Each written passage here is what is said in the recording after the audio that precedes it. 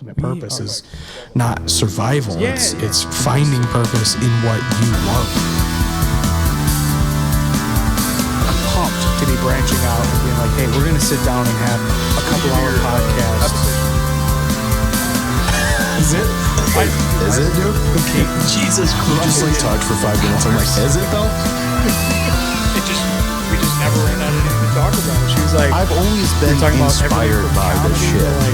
That pizza was so greasy. It was disgusting. It was not disgusting. Disgusting.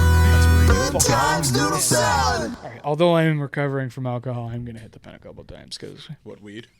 Nice. You want some? Yeah. I'll fucking. Fuck yeah.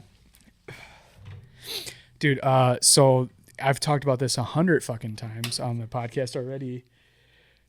What color, dude? I appreciate it. What you got a color preference?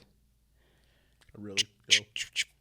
Yeah, we're gonna land. Ooh, the red kind of looks dope with the fucking jersey. That's what we're doing. 5-2, baby. Fuck the Sabres. Hell yeah.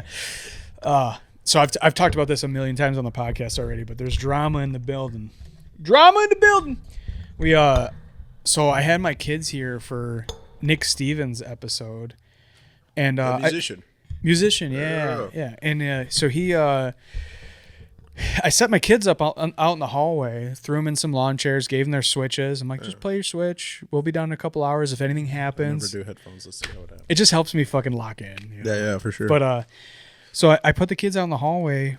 And I'm like, just play your switches. If anything happens, come get us. Like, you're allowed to come get us, you know. But if there's not something that needs to be talked about, stay out of the studio, and we'll be done in a couple hours. No big deal. And then we get it feels wrong. Can't do it. So like an hour and a half into the podcast, all of a sudden I'm hearing fucking shit and fucking bullshit, fuck blah blah blah, coming from the hallway. Yeah. The only people that are in the building other than me, Paige, and Nick Stevens are my kids. So I'm like, what the fuck is going on out there? So I run out there, and it's the fucking landlord. And he's flipping out, screaming at one of the other tenants because what happened was I think he drove by and saw that all the lights were on, or somebody told him all the lights were on at the building. Okay. And so he sent a new maintenance guy to the building at 8 o'clock at night to come shut all the lights off and check all the doors. No one knows this fucking guy. So, do you want a koozie? Oh, no. I mean, it's... I just saw a band last night called Loose Koozies, so this is ironic. Shout out to Loose Koozies. Hell yeah. That was this podcast should be called Tight Koozies because it's hard to get them in there. Tight Koozies. Tight yeah, koozies. I know, dude. That's probably where they got the joke from. They were like, there is no loose koozie. There is no relaxed koozie. Fucking, so what I think happened with that. The random maintenance man? Yeah, so the landlord finds out that all the lights in the building are on, which is because we're fucking here doing a podcast. Okay. So he calls him a new maintenance guy and says, hey, go over to the building and shut all the fucking lights off. So he goes over he comes here to the building, starts shutting lights off, starts checking doors and shit. And one of the stores in the building sees this on the security cameras and is like, what the fuck is this guy doing? Like, someone got in the building. Yeah. So he rushes up here and is like, hey, who the fuck are you? Oh, I'm a maintenance guy. I don't know you, dude. Get the fuck out of my store. I'm just here to shut the lights off. Whatever the fuck. However it shook out. And then he's like, I'm going to call the cops on you. I don't know who the fuck you are. I'm calling the cops. And so he calls the landlord, and the landlord comes up here, and they're all fucking screaming at each other in front of my 7 and 8-year-old who are sitting in lawn chairs while we're doing a podcast. Yeah, they're probably loving it. They're just eating popcorn. They were fucking Kermit teeing it, just like, oh my God. Dude, I wish that's how they took it. They were scared because the landlord's a big guy. He's a fucking seeing two grown men possibly about to fight each other is kind of a horrific sight. Like, as a 7-year-old? Yeah, as a 7-year-old, you're like, what the fuck is about to... Because you always imagine they're just going to like throw one guy into the kids. Yeah, like wrestling style. Like. Dude, I was so mad. I was like, so I go out there and I'm like, what is going on? And he turns it on me. Cause I found out all the details. That's after the hilarious. Fact. He turns it on me. He goes, are you shutting the lights off? I go, I'm fucking here, dude. Yeah. What the fuck are you talking about? I'm here in the fucking building. Yeah. That's why the lights are on. I'm like, you're running around yelling in front of my kids, scaring my kids for lights? Get the fuck out of this hallway. Yeah. And they left. But then he hasn't said a word to me sense. You'd think the guy would have some class and be like, hey, sorry that happened in front of your kids. This is what was going on. No. Landlords, no class. Hey, hot take. Landlords, not the greatest people. And I'm not even shitting on anybody who owns property and became a landlord through good things. But a lot of landlords aren't really there to... Scumbag. Yeah. It's like having a nice manager. Yeah. You're like, I mean, yeah, my manager's cool, but like... Until I poop anymore. For too long, and then all of a sudden he's fucking Rick the time clock. It's like... Right. Yeah. So that was the first thing where I was like, I'm kind of done with this place. I don't want to give this fucking douchebag money anymore. Walk around screaming in front of kids. And then this fucking retard leases the hallway to a store. So... Okay. Like we have like 40 feet here, right, of a studio. Yeah. And when I rented this place, I was told that the entire frontage of the studio is also mine. So I can put out furniture, I can put out like a merch rack, blah, blah, blah, right? Oh, like in the hallway. In the hallway. Yeah. So then we always put out this sign that says, shush, we're recording, which is like it's literally a picture we printed out at the library. It's of James Stewart with a set of a finger on his lips. Oh, yeah. Jon Stewart. John said The Daily Show is one of yeah. And it just says, shush, we're recording. It's just like a fucking, like we don't have an on-air. Colbert? I think that's Colbert. I think the irony of Colbert shushing someone and then what they did to him is kind of funny. The universe does crazy things. Right. But so we go to put that out because we're getting ready to record, and then this lady who's been painting a fucking dresser out there for like a month comes over to us and she goes, hey, you're not going to put that in my store. I'm like, what are you like? I couldn't even understand what she was saying. It made no sense to me. And she's like, you're not going to put that there. Yeah. I'm like, well, I need to let people know that we're in here and recording. Yeah. And she's like, well, that's the thing is that I have a store here now, and I'm not going to tell my customers to be quiet. And we play music, and we're not going to stop playing music. And, like we're going to play music, and I'm not going to tell my customers that they need to be quiet because you're here. I'm like, fucking what? And she's like, well, I was told that you're only here in the middle of the night anyway. I go, well, that's not fucking true. I rent it 24/7, right? Yeah. So I'm here whenever the fuck I want to be here. Yeah. And then she tapes a letter to my door. Classic letter tape. And it's a fucking full-on fake nice Karen letter that's like ChatGPT generated, where it's like, I just hope that we can foster a healthy working relationship together, and I'm diligently looking forward to fucking speaking with you about this, and I just want everything to be positive. But all of the meat of the letter is basically, this is the way it is because this is my fucking office now, and you will comply. And here's my hours, and you can record after my hours, like, unless I have I have a special event going later than my store hours. But I'll give you a heads up about those. Yeah. Oh, so after 7 p.m., 6 days a week, I'm allowed to be in my office that I pay for. Yeah, it's bullshit. I'd be like, I have papers that you completely coact all, like, this is bullshit. It's ridiculous. Yeah. It's the most asinine bullshit of all time. And then to like frame it as like, we're gonna work together and have a healthy, positive relationship. I'm like, bitch, you're literally saying you're gonna get your way. You are not gonna be courteous to me. You're telling me I'm not allowed to put out a sign that says on air or that her customers need to be quiet. That's as much as I shit on landlords, fuck tenants too, dude. You guys are being pricks too. Okay, so I'm the fuck out of here. Fuck that bitch. I will drag her name and the landlord's name for the rest of fucking time over this. This is fucking bullshit. Yeah. It's fucking bullshit. It was Erica Kirk. He's like, oh no, it was Drewski. It was just Drewski dressed up like Erica Kirk. Like the whole thing, you're just being punked. Oh, dude, I wish that's what fucking happened, because I used to come here and be excited to be here, man. This place felt cool when we first started here. But now you feel like Alanis Morissette's going to start playing really loud while you're recording just out of spite. Right. Right, yeah, like, and I swear, and you're like, why? She's and knowing how fucking petty this broad is, she probably would put her fucking speakers right outside my windows. Which I got a fucking half stack right there, and I got death metal on my phone. I will win, dude. If you guys started like a just Stranger Things rock off, and you're just floating in the air, just fucking playing guitar, that's so great. I mean, I get that. I've always. Yeah.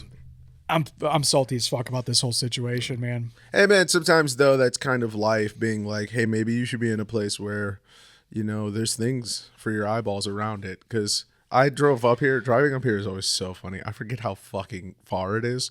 Where are you coming from? I'm coming from fucking, like, the Ferndale, like Royal Oak area. Okay. So it's not that bad. I was at fucking no, but like, Mark Ridley's I'm this more, morning. but no, I'm farther over. What's right over there? I guess I would say I'm trying to think of what's smack dab over there. Nothing. I mean, it's really. Are you close? Are you close to Stick? Stick movies. Kind of like, but I'm all the way like down. So he's 9 like mile, like I'm basically like 9 Mile and 94. Oh, okay. Yeah. I mean, it's what is that? 40 minutes or something. It was 40 today. It was funny. I looked it up earlier, and it was like it'll take you an hour, and I was like, oof. So I set an alarm so I would be here like an hour, like I could get here early. Yeah.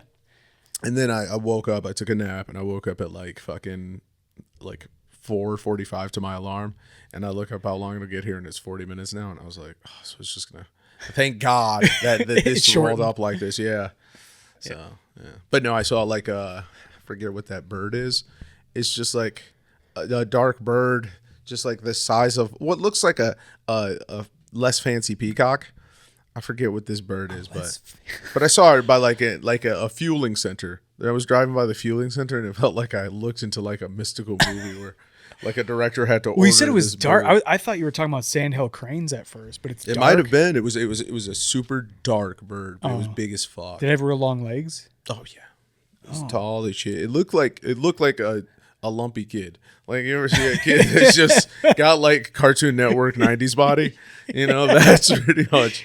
And I was like, I've never seen this bird is never in places with stuff. Right. Was it one of these guys? But it's not dark. That's what's throwing me. It kind of looked like that, but yeah, it was dark. Like maybe like that guy. Like that guy more, yeah. But I'm talking like jet black, which was sweet. I was Really? like, what the Oh, fuck is I don't know this if it's a thing? sandhill It was super crane then. dark. It was a super dark. There bird. might be fucking black sandhill. Oh, there is black sandhill cranes. Oh, that's dope. Okay.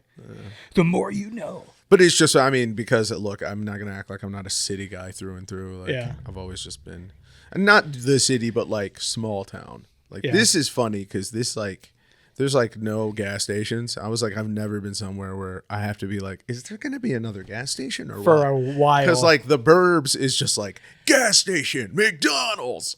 Gas station again, and then they just Right. hit that loop, Yeah. and you're like, you feel just- like you're at home. You're like, there's another McDonald's. They just over copy there. and paste it and like beep, beep, beep, beep, beep, Yeah, beep, all the way up and exactly. down fucking grass shit Dude. in Woodward. Yeah, it's crazy, Dude, but- yeah, like from the freeway, like 59, all the way through Pontiac to get to the other side when you get into Waterford. It's like there's no gas stations. Yeah, they're just like, hey man, I hope you have Jesus. Yeah, like, no one honestly, wants to you stop need there. faith more than you need like fucking Gas. gas. Yeah, Yeah. Fuck yeah, dude.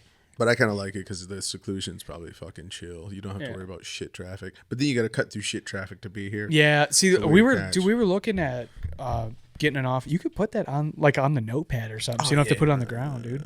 Well, dude, I'm so paranoid. Dude, appreciate I've you being- jackassedly like I had a DJ mixer I loved once, and I set just a stout like craft beer on it.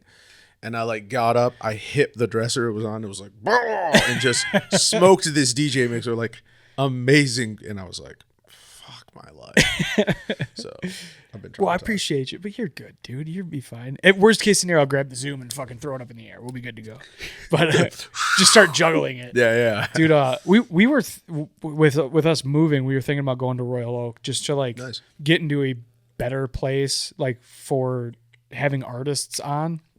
Because Oh, it's yeah. like we haven't had any issues with people being like, dude, that's too fucking far. Yeah. But like we have had a couple of people like not refuse to come, but just be like, ah, man, can't you do Zoom? And I'm like, no, I don't do Zoom. Well, no, I mean the beauty. Well, I mean even outside of that, I think you'll just already be like touching the vein of it way more. I mean, right now that Royal Oak area, that's basically where people go when they've decided they do want to like take their lives seriously.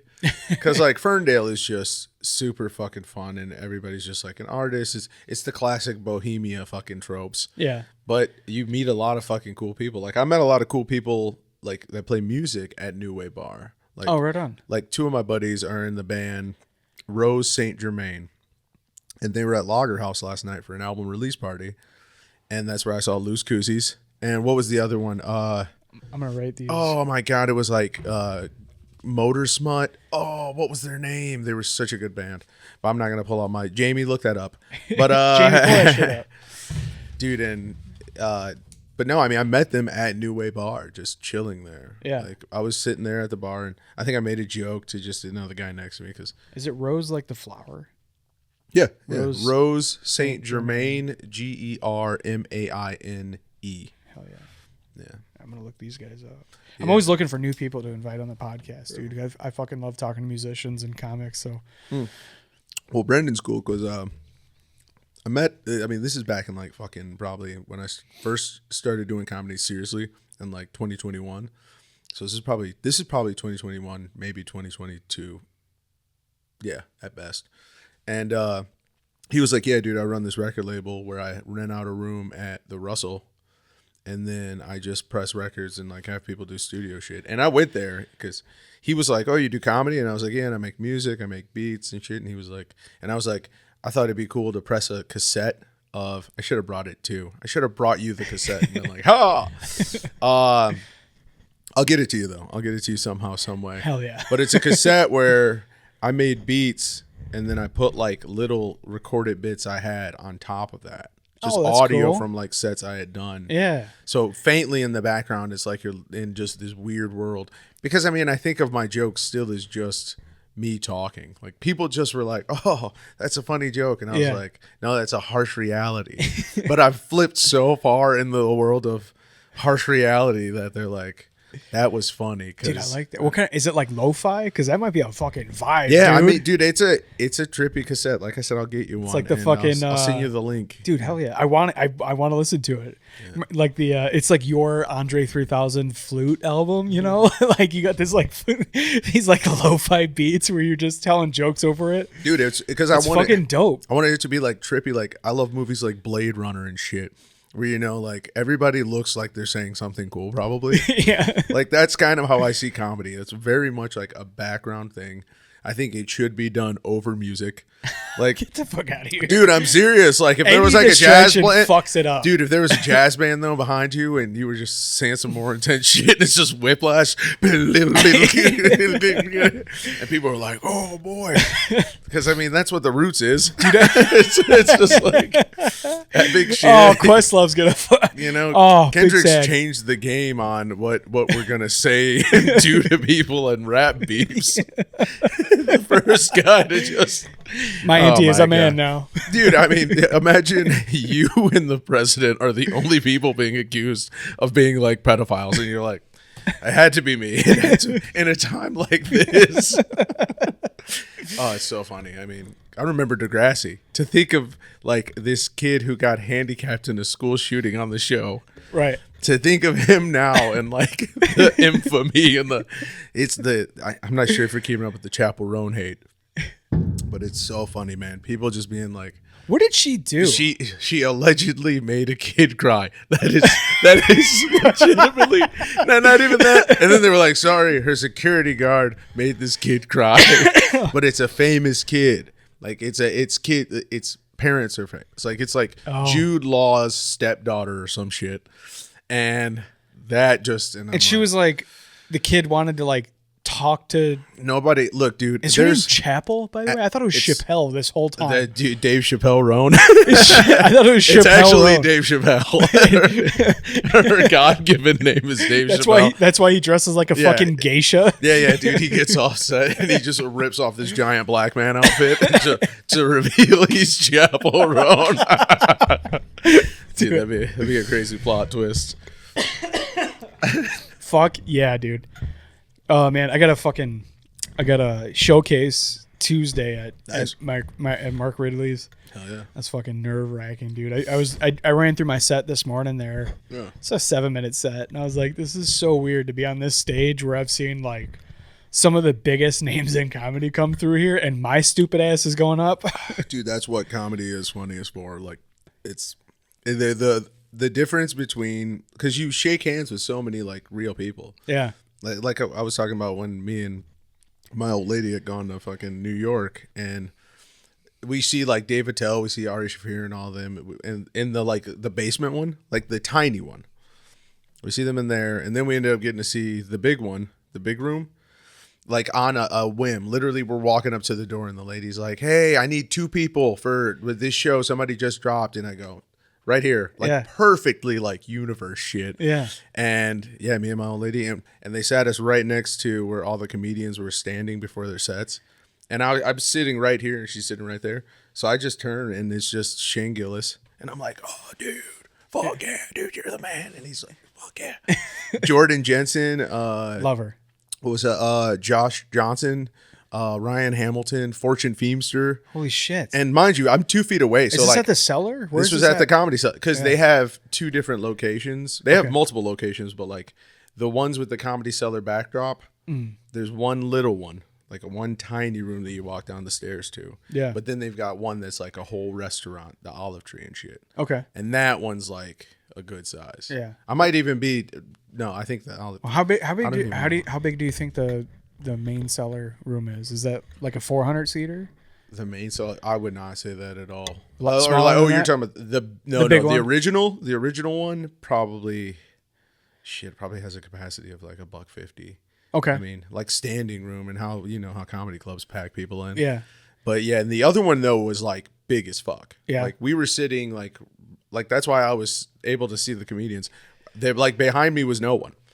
I bought a seat that was like right next to where the kitchen's cooking stuff. Yeah. So, but mind you, I'm like, this is still dope. It's funny too, because I mean, I recorded that show like audio style. Like, fuck you guys. I don't know. It's America. Like, I mean, and I'm not gonna like try and ruin anybody's life from it. Yeah. I do it to be like, wanna I get listen to back to listen it. this set again. Yeah, and don't blow up the sets, obviously. Well, I mean, you're a comic though, so you know. yeah, I'm it's not like, like you're gonna this post is- it on YouTube and fuck up their, what they're gonna do in a special in a year. Yeah. You know, Like I saw Jesselnick recently. Yeah. And that was last June. At his thing in LA, he's got a monthly show. Okay. So I saw him, and I'm sitting like from me to you, but he's on a stage because they seat you by who stands in line. Okay. Like literally front row. Boom, boom, boom, boom. So I counted up how many people were there, and I like backed up like a guy or two, and I was straight up centered with Jesselnick because I was the 7th ticket sold.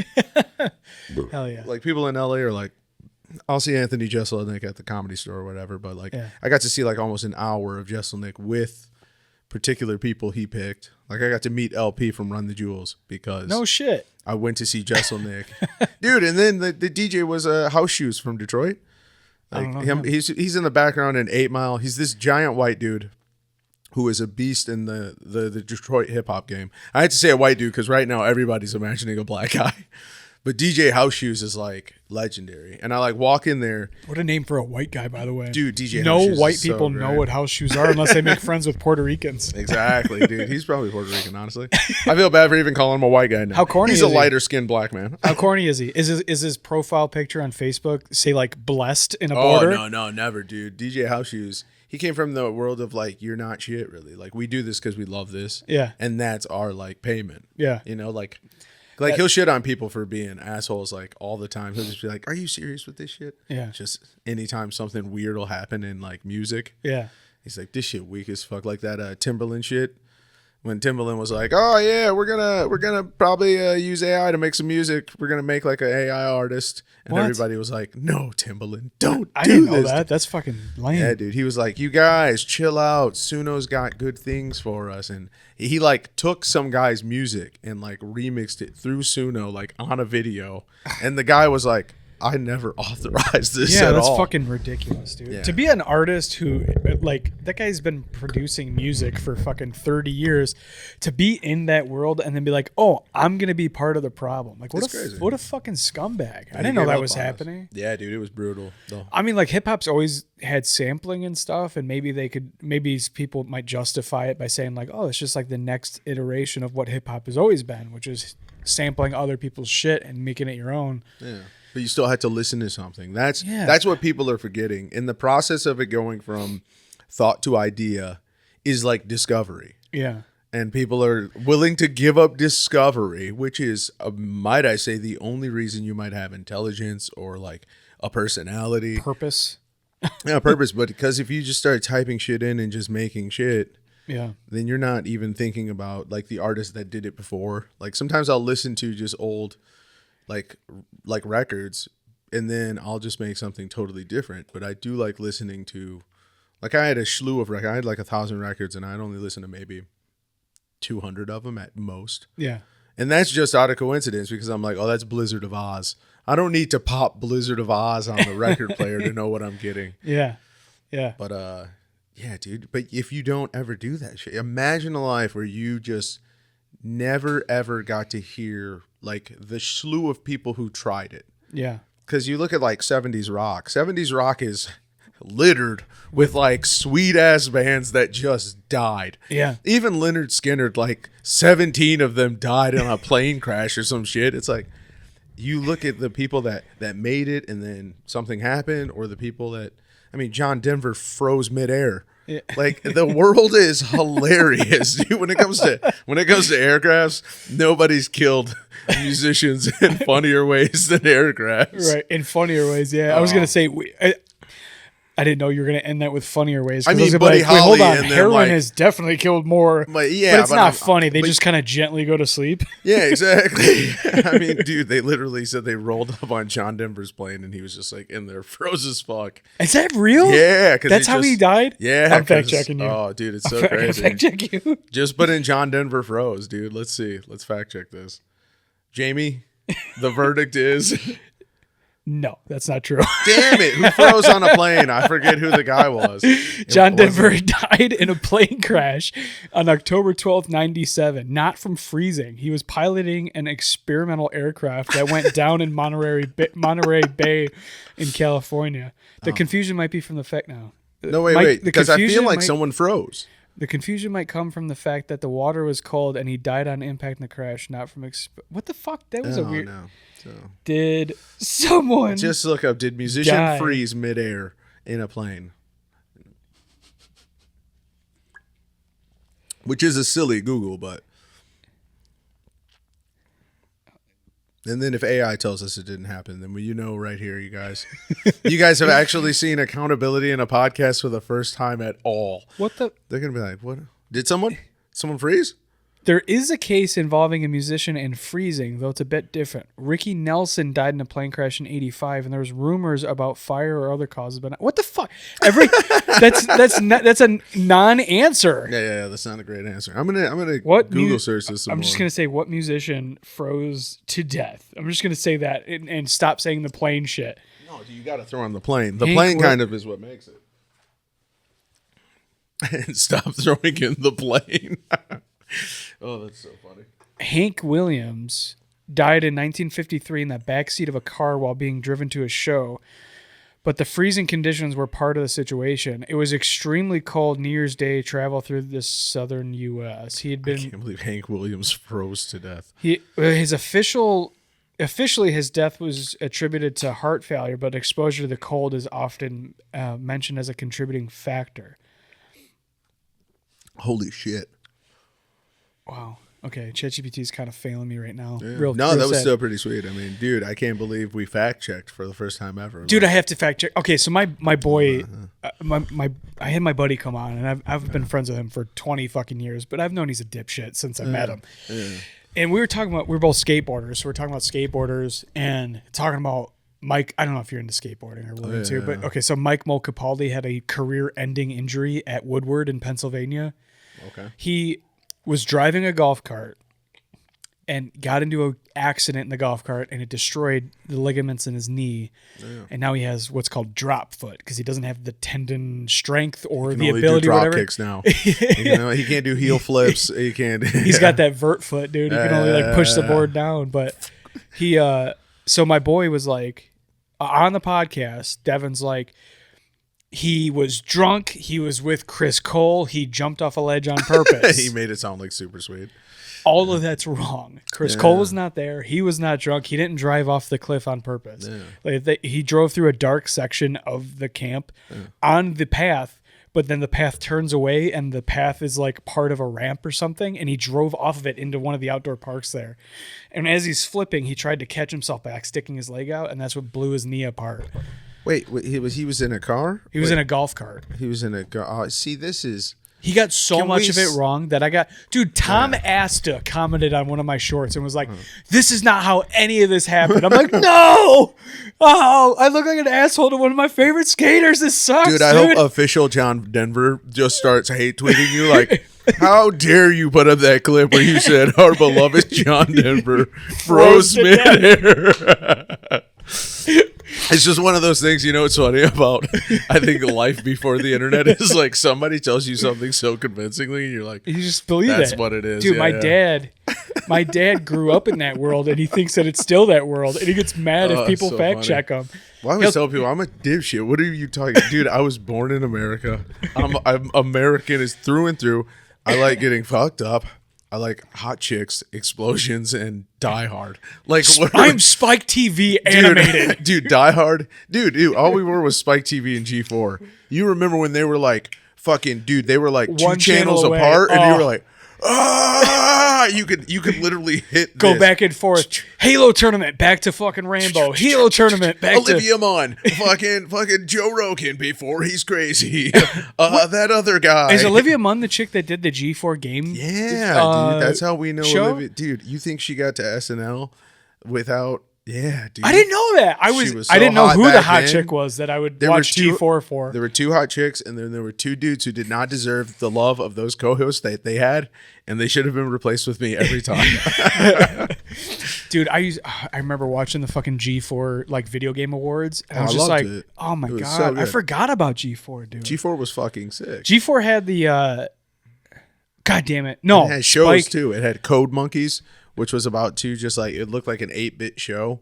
Like the whole show looks like a video game, like a side scroller. I didn't watch that. Oh my dude, look up There's only 2 seasons of it. Code Monkeys is so beautiful because it was the funniest shit in the world. Like people are always like, "How can you be funny?" And I'm like, I watched things that were so unhinged that's what I think normal is. Dude, I'm screenshotting this so I remember to fucking Code watch Monkeys it is later. you are going to laugh so hard. I mean, it's all like dumbass fucking early 2000s humor, but That's to watch what it the again, you'll world be like, dude, it's is so missing, freeing. You'll be dude. like, oh That's what my the world God. is missing. Dude, it's so good. We were me and Kate Dory were just talking about fucking Space Ghost last night.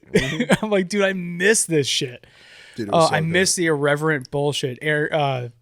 The Eric Andre show and what was before that? The fucking irreverent ass show with John C. Reilly that was on Oh, you're Adult talking Swim. about Steve Brule. Great job. Or no. No. Steve. Check it out with Steve Brule. Is that John what it C. was? Reilly. Yeah. I saw that live. I saw him as that character, but he was at a Tim and Eric concert at Royal Oak Music. Because my buddy Alan from Black Dahlia Murder, he is funny as fuck. So he likes to see He's from out silly. here? Yeah, and he was like, dude, you want to go see Tim and Eric live? Fuck And yeah, this was dude. probably like 2018, 2019. Yeah. And we saw that show, and I was like, Is dude, aisle seat, fucking got to fucking dap up Tim Heidecker, which was a crazy moment in life where you're just like, Yeah. Like what? they were just running around the crowd, like giving everybody high fives and shit. I was like, we weren't afraid of each other yet. Yeah. Oh my God. And John C. Reilly like hosted the whole show. Yeah. So he would be like, come out every 5 or 10 minutes. They would do like a costume change, and he'd be like, so this is the next thing. And he'd just be that character. Dude, and then they played like little skits too that they were about to release. Dude, Yeah. there's one skit that's so funny. It's about like how you can be more productive, like, but not really. They'll basically come to your house while you're sleeping. You'll stay asleep, which is already hilarious. And they just like put fake eyes. Like it's Jason Schwartzman, and they just put fake eyes on him and just fucking like sit him at a desk and pretend he's still. Dude, it's so creepy. Dude, I love Jason Schwartzman. He is so underrated as fuck. As a comedic actor. Oh yeah. Like him, dude, him in Funny People. Like I don't know if he wrote it or not, but that doesn't matter. Him in Funny People. That movie is amazing. Where he's like, Seth Rogen comes out and he's like, "Hey man, don't put your fucking check for a lot of money on my pillow." And he's just like, "Where did you want me to put it? I'm sorry, I didn't mean. Oh, I was looking for that." No, dude. Have you ever seen I Heart Huckabees? I might have No. brought this up last time, but like that movie is the most epic shit you'll ever I see. Heart Huckabees. I Heart Huckabees, because it's a movie by. And look, you have to fact check me on this, but I'm pretty sure David O. Russell, who ended up doing like American Hustler and shit. Yeah. But the movie is just, it's the whole movie is just about a guy who goes through a thing where he thinks these coincidences are happening in his life, and then he goes to a therapist, it's a couple. It's Lily Tomlin and Dustin Hoffman, already bangers. Whoa. Already bangers. And they are like they're essentially their own yin and yang, and they instruct people. But there's also like a French lady who's like nothing matters. She's like everything you'll ever see in life is completely nothing. You just stop thinking about it. But the beauty is like there's one scene, and it's a banger scene. It's all over YouTube. It's called the blanket scene, where he's like, well, what does everything mean? And then excuse me, Dustin Hoffman is like, I mean, dude, I'm giving it to him. I won't burp all over your shit because that's so rude. But it's funny as fuck to me that I feels like you're about to say something prolific. Oh wait, I have to but burp. you just released a demon out first, which was so funny. That's what you want to do, dude. He would have talked. He would have talked to me. He would be like, and the thing of the movie. But dude, in the movie, he's like, well, what does it all mean? And Dustin Hoffman pulls out this blanket, and he's like, everything in the world, the universe is this blanket. Like everything is just something. He's like, like this is like death, and this is war, and this is love, and this is peace, and he's just lifting his finger up through the blanket. Yeah, because he's like, under the blanket, none of this matters to the universe. Yeah. He's like, but it is. We are all under the blanket together.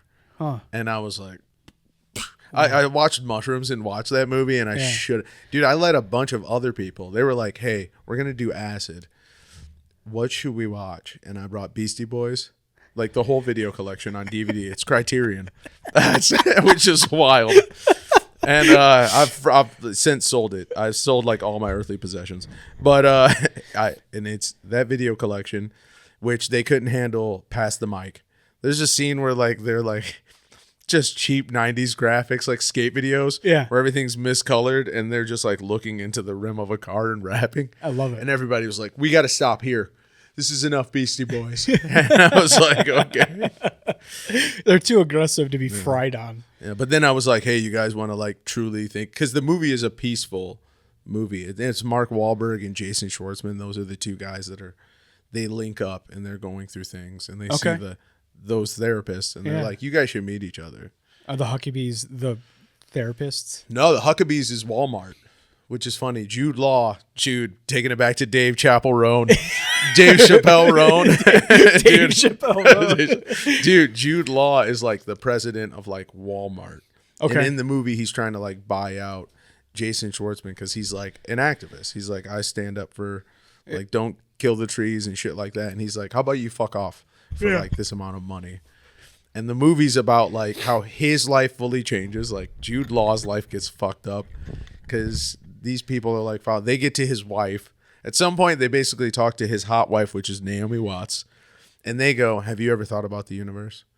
And she's like, no. And that just, everything she knows is just like ripped apart. In like a way where she's like, I don't need this. Yeah. She's like this hot like model that's so like superficial.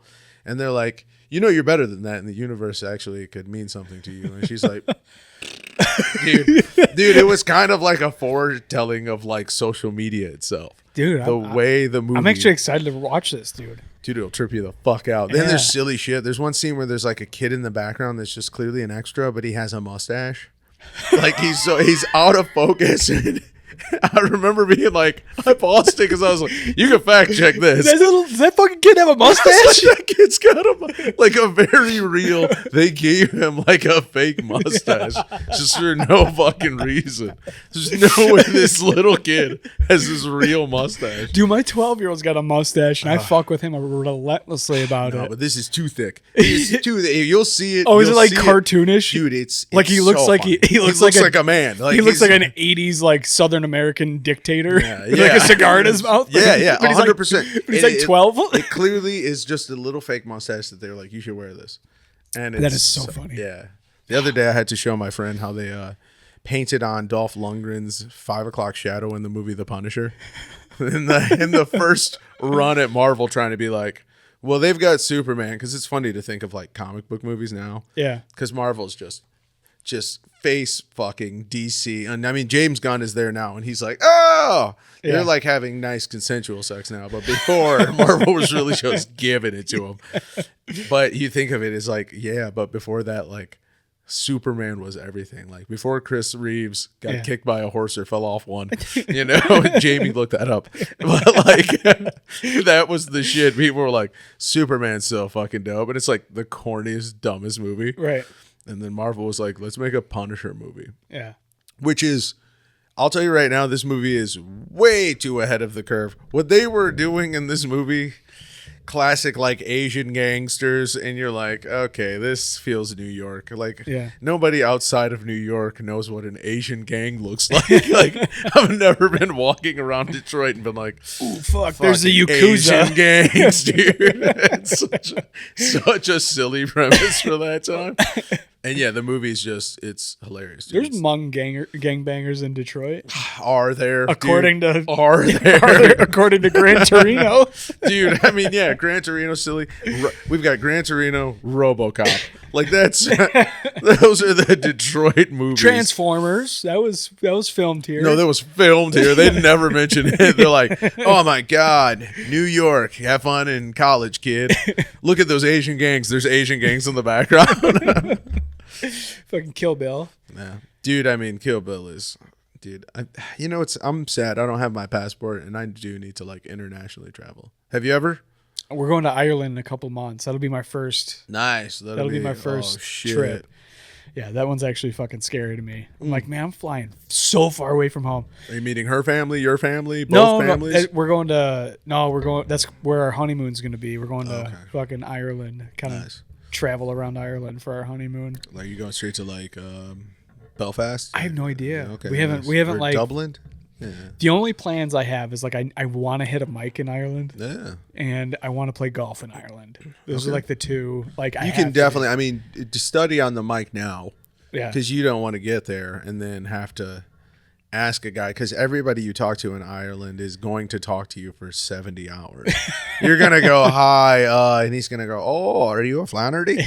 And then you're gonna, I've got a question. He's gonna go, look here, kid, and it's gonna be so good. You're not, especially as a podcaster, someone's gonna come in the background and set up all the podcast equipment while they're still talking to you. Dude, it looks like they're in their studio. Yeah. We got all their fucking. Look, kid, I'll tell you right there. You go, and then they're just talking about great places to go, and because everybody turns into a fucking tour guide in a place where people are pleasant. Yeah. And I've heard so much because the mother of my lovely child, she went to Ireland and she was like, yeah, they're just so fucking, it's beautiful. She's like, it's insane how like open and just like, oh, you're not from around here? Oh, like just, because you don't get that everywhere. Yeah.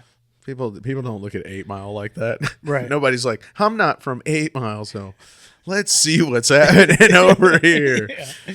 Dude, I'm super excited to go to Ireland. I have no expectations at all. I just like, I just want to, like, we have to drink in a pub, obviously. Absolutely, yeah. I want to do a mic there. We'll find a mic. Yeah. And I gotta play golf. Those are my only things I have to do in Ireland. Other than that, I'm like, dude, let's just fucking explore. Yeah. The thing is, like, anytime we go on vacation though, which isn't fucking all the time, it's like once every other year, but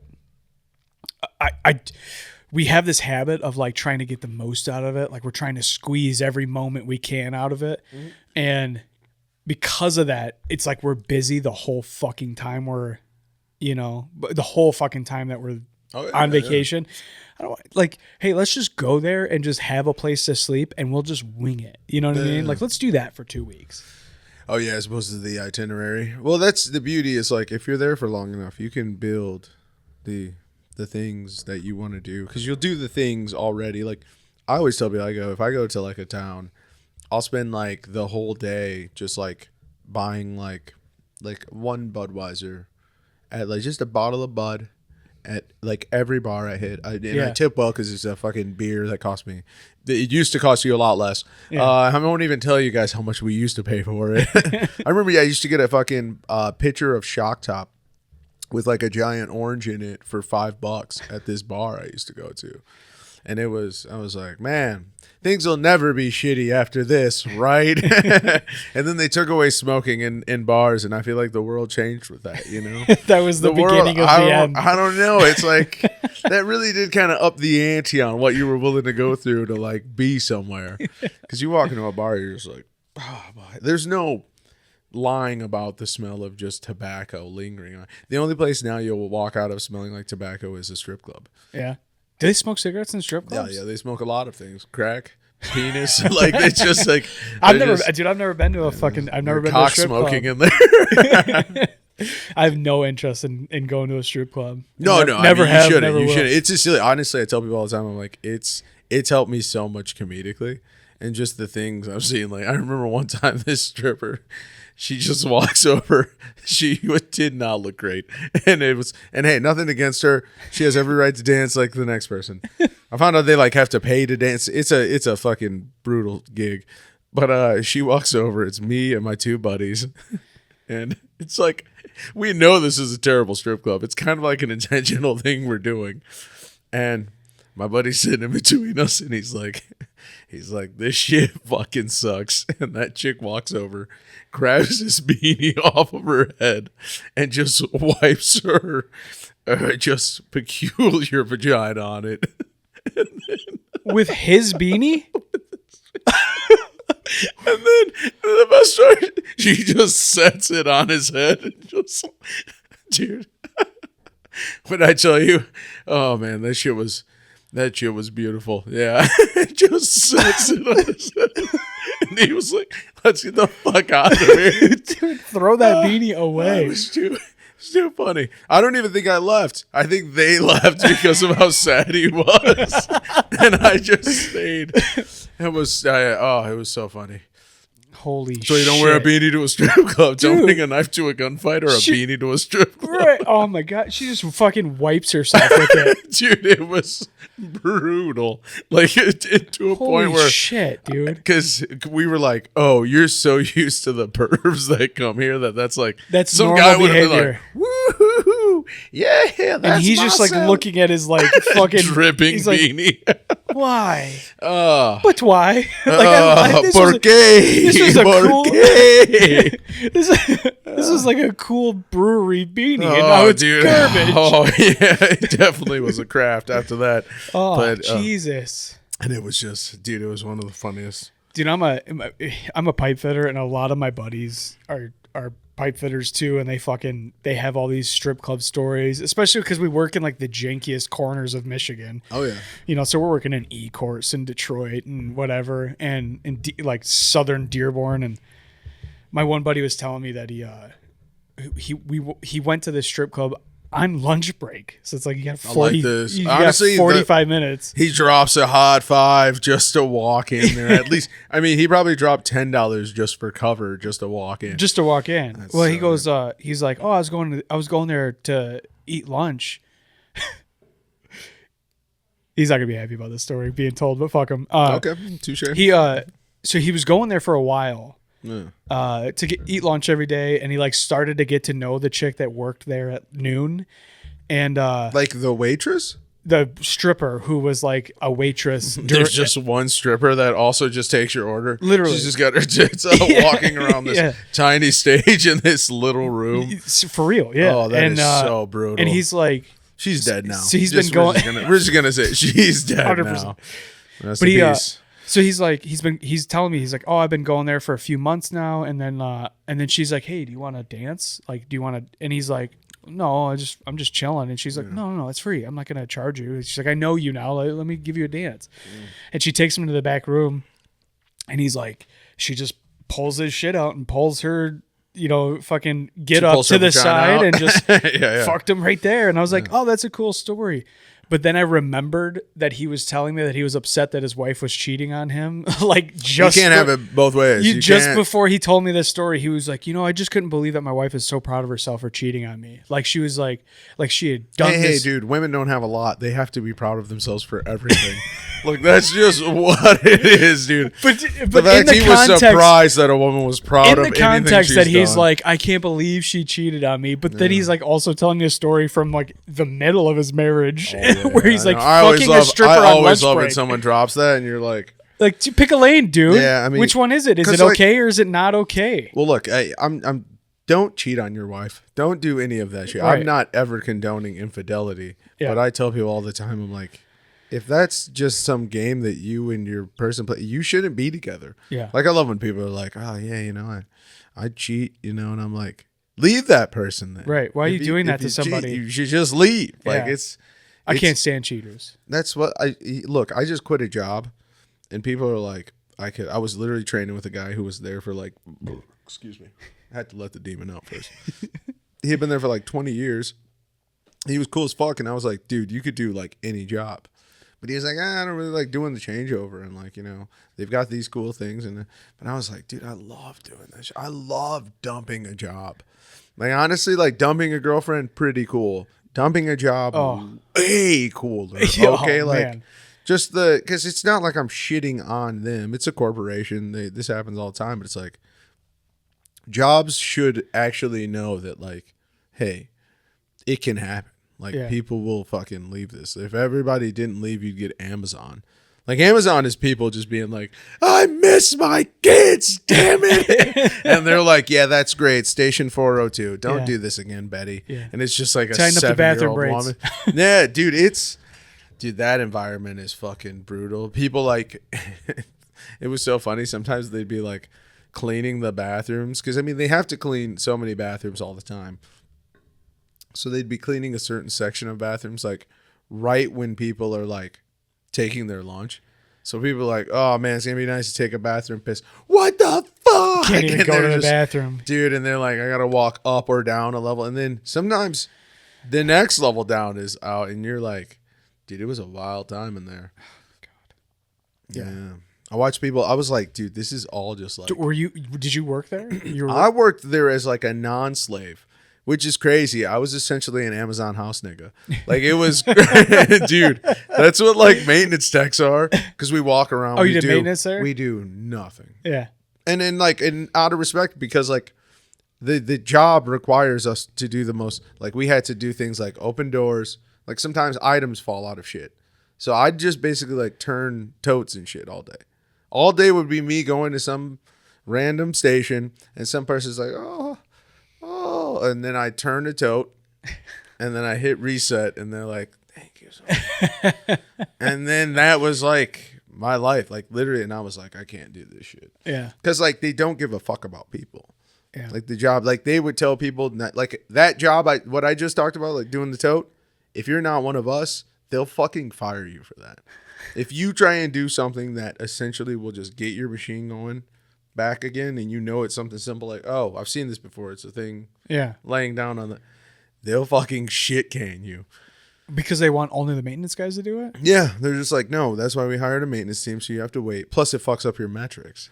Like there were people who were like, fuck this, and they'd like open doors and do our job. Like I'd be walking to a machine like that was right on because it's 4 floors of this shit, 4 floors, 4 sides, like a crazy matrix, and you're just watching machines, like robots, drive around with all the merchandise on them and like do like a loop inside of a station. They pull up with it's just a bunch of robots, and then people have to pick it off, and then the next robot pulls up and it has something they need, and they're spinning around. That's so weird, dude. It was fucking like dystopian as fuck. I was like, this shit sucks, because like my job was basically at one point the robots stop. Like dead in their tracks stop, which is so funny. Like you turn off like a shutdown signal and they're like, vroom, and they all sit on very particular things. Yeah.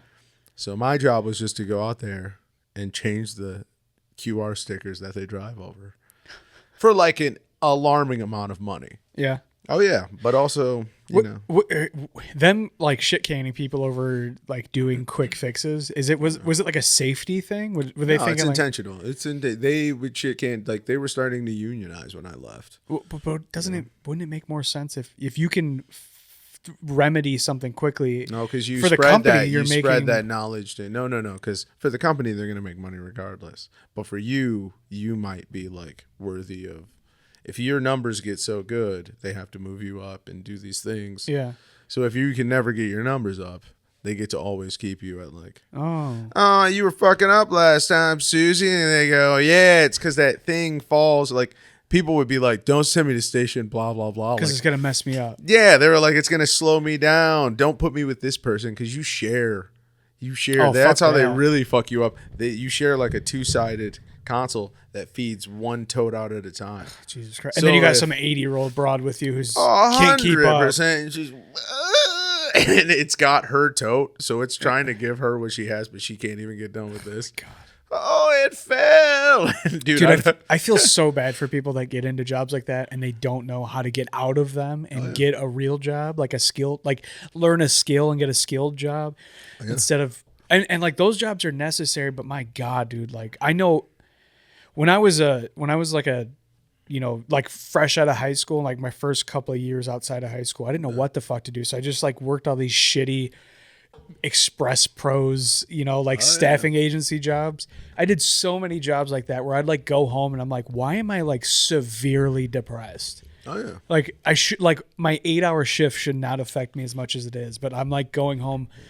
Like I worked at a plastic injection molding shop for like 3 months. Were you just an operator? I was just, I was not skilled. I was a kid, you know? So I'm like, I'm taking these like copper parts and I'm putting them into a form, and then I'd hit the button and it would spit out hot plastic and like make a solenoid or whatever. Yeah. That's all I did for like 3 months. And I swear to God, I'd like close my eyes and I'd see the same shit that I stared at for 8 or 10 hours a day in my mind's eye. You were like an army vet. Dude. You had fucking PTSD about no, injection those molds. guys are on fucking vape. No, it wasn't like PTSD. It was just like the rhythm. When you dream about it, the rhythm of the shit. Like when you're in these places, like the machines kind of do the same rhythm. So it's like doom, ksh, doom, doom, ksh, doom, ksh, doom, doom. And then like that's in your head for like hours and hours and hours. You're like, oh my God, I'm like a Navy guy with like his sea legs.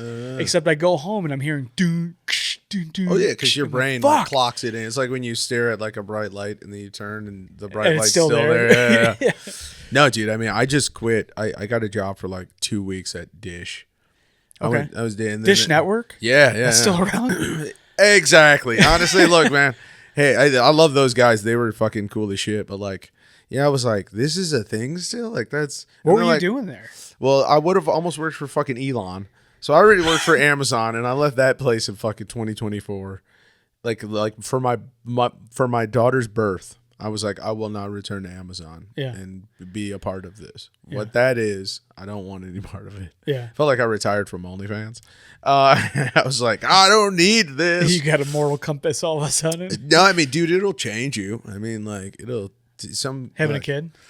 Yeah, having a kid. Not even that, but I mean, like the world. I watched the world change in 2024 in a way that was kind of gross. Yeah. And like. Just the whole and watching people suffer, watching the results of like the mistakes the world makes is because I worked for Bezos. Like, what are we talking about? He started a fucking machine.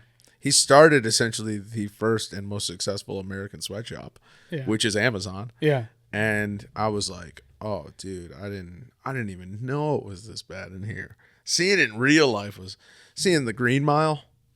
That's what they call the area where the workers walk. Like. The Prison movie by Stephen King. That's fucking insane. Shit. Like my ex worked there, but she was a driver. But she was like starting to have these like she was starting to have a complex about like having to organize her truck a certain way. She'd get pissed about people helping her because it would fuck up how efficient she could be. And then she's like, I would pull her to the side. I'm like, hold on. It's cool that you're like goal oriented and like I see this new gear that you have. That's cool. It's cool to see. It's cool to see that. Yeah. But like you're also working so hard that you're making less money because you're only working like 25 hours a week because you're busting your ass. Yeah. You're not even getting a full 40-hour check. It's like, yeah, but I have to because I'm not metrics, dude. Everything was about I'm not allowed to back up. I'm not allowed to vape. I'm not allowed to this. I'm not allowed to that. They have cameras in the cab. And I'm like, dude, this is like fucking with your head. Oh, dude, you know what they do that's the sickest, most gross shit in the world? There's 2 screens. There's one screen that plays what you're, like, picking for them and the items and stuff, and then there's another screen that's just, like, video games that are automated by your actions. So, like, one screen that I'd see all the time was just a dragon. Just, like, I'm talking 1992 computer graphic dragon, like, what? And people would tell their managers, like, hey, get a technician over here because I can't see my dragon game. So I'd have to go and I'd have to. So they're like, because they can't plug things into there either. Because you got to think there is a lot of power just running from everywhere. Yeah. Amazon's running off like surge protectors and shit. Like Amazon just has power strips. I've never seen a place take so many chances with just everything. Like Amazon doesn't give a fuck. Yeah. So they're like, no, you can't plug anything in. We'll get a technician. they're wearing all the stuff that'll stop you from being electrocuted. Because I guarantee some worker fucking went to plug in a fan in Amazon. It's like, it just explodes into a million pieces. It's just, that'd be hilarious to see that. Linda, you're not doing that. She just gets vaporized. Yeah. Because she tried to plug in a fan to 4 stories of just. I can't keep up.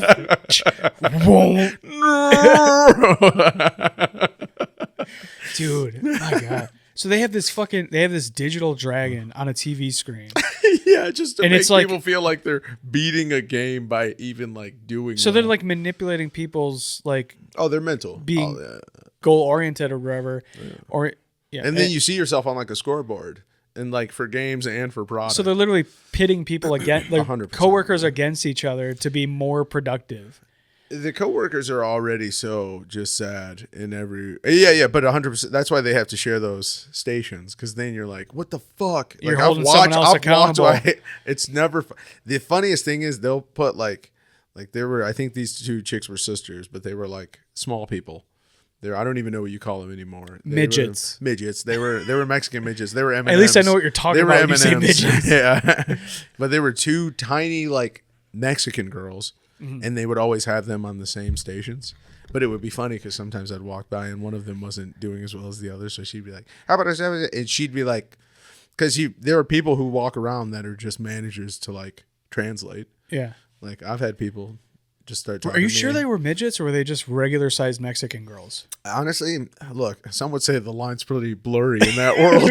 But I mean, these chicks were hilariously tiny. Like to the point where when I saw them once, I was like, it's illegal to even make these work. Like that's crazy that you're making these tiny little Mexican ladies. Like I'm talking. I didn't know what you meant for a second. Make these work. That's awful, dude. Because they make them use like a little ladder. They make them use like a little staircase, and I'm like, dude, one of these girls, dude, if one of those girls got hit by one of those robots out there, because like my job, I had a tablet at all times in my pouch.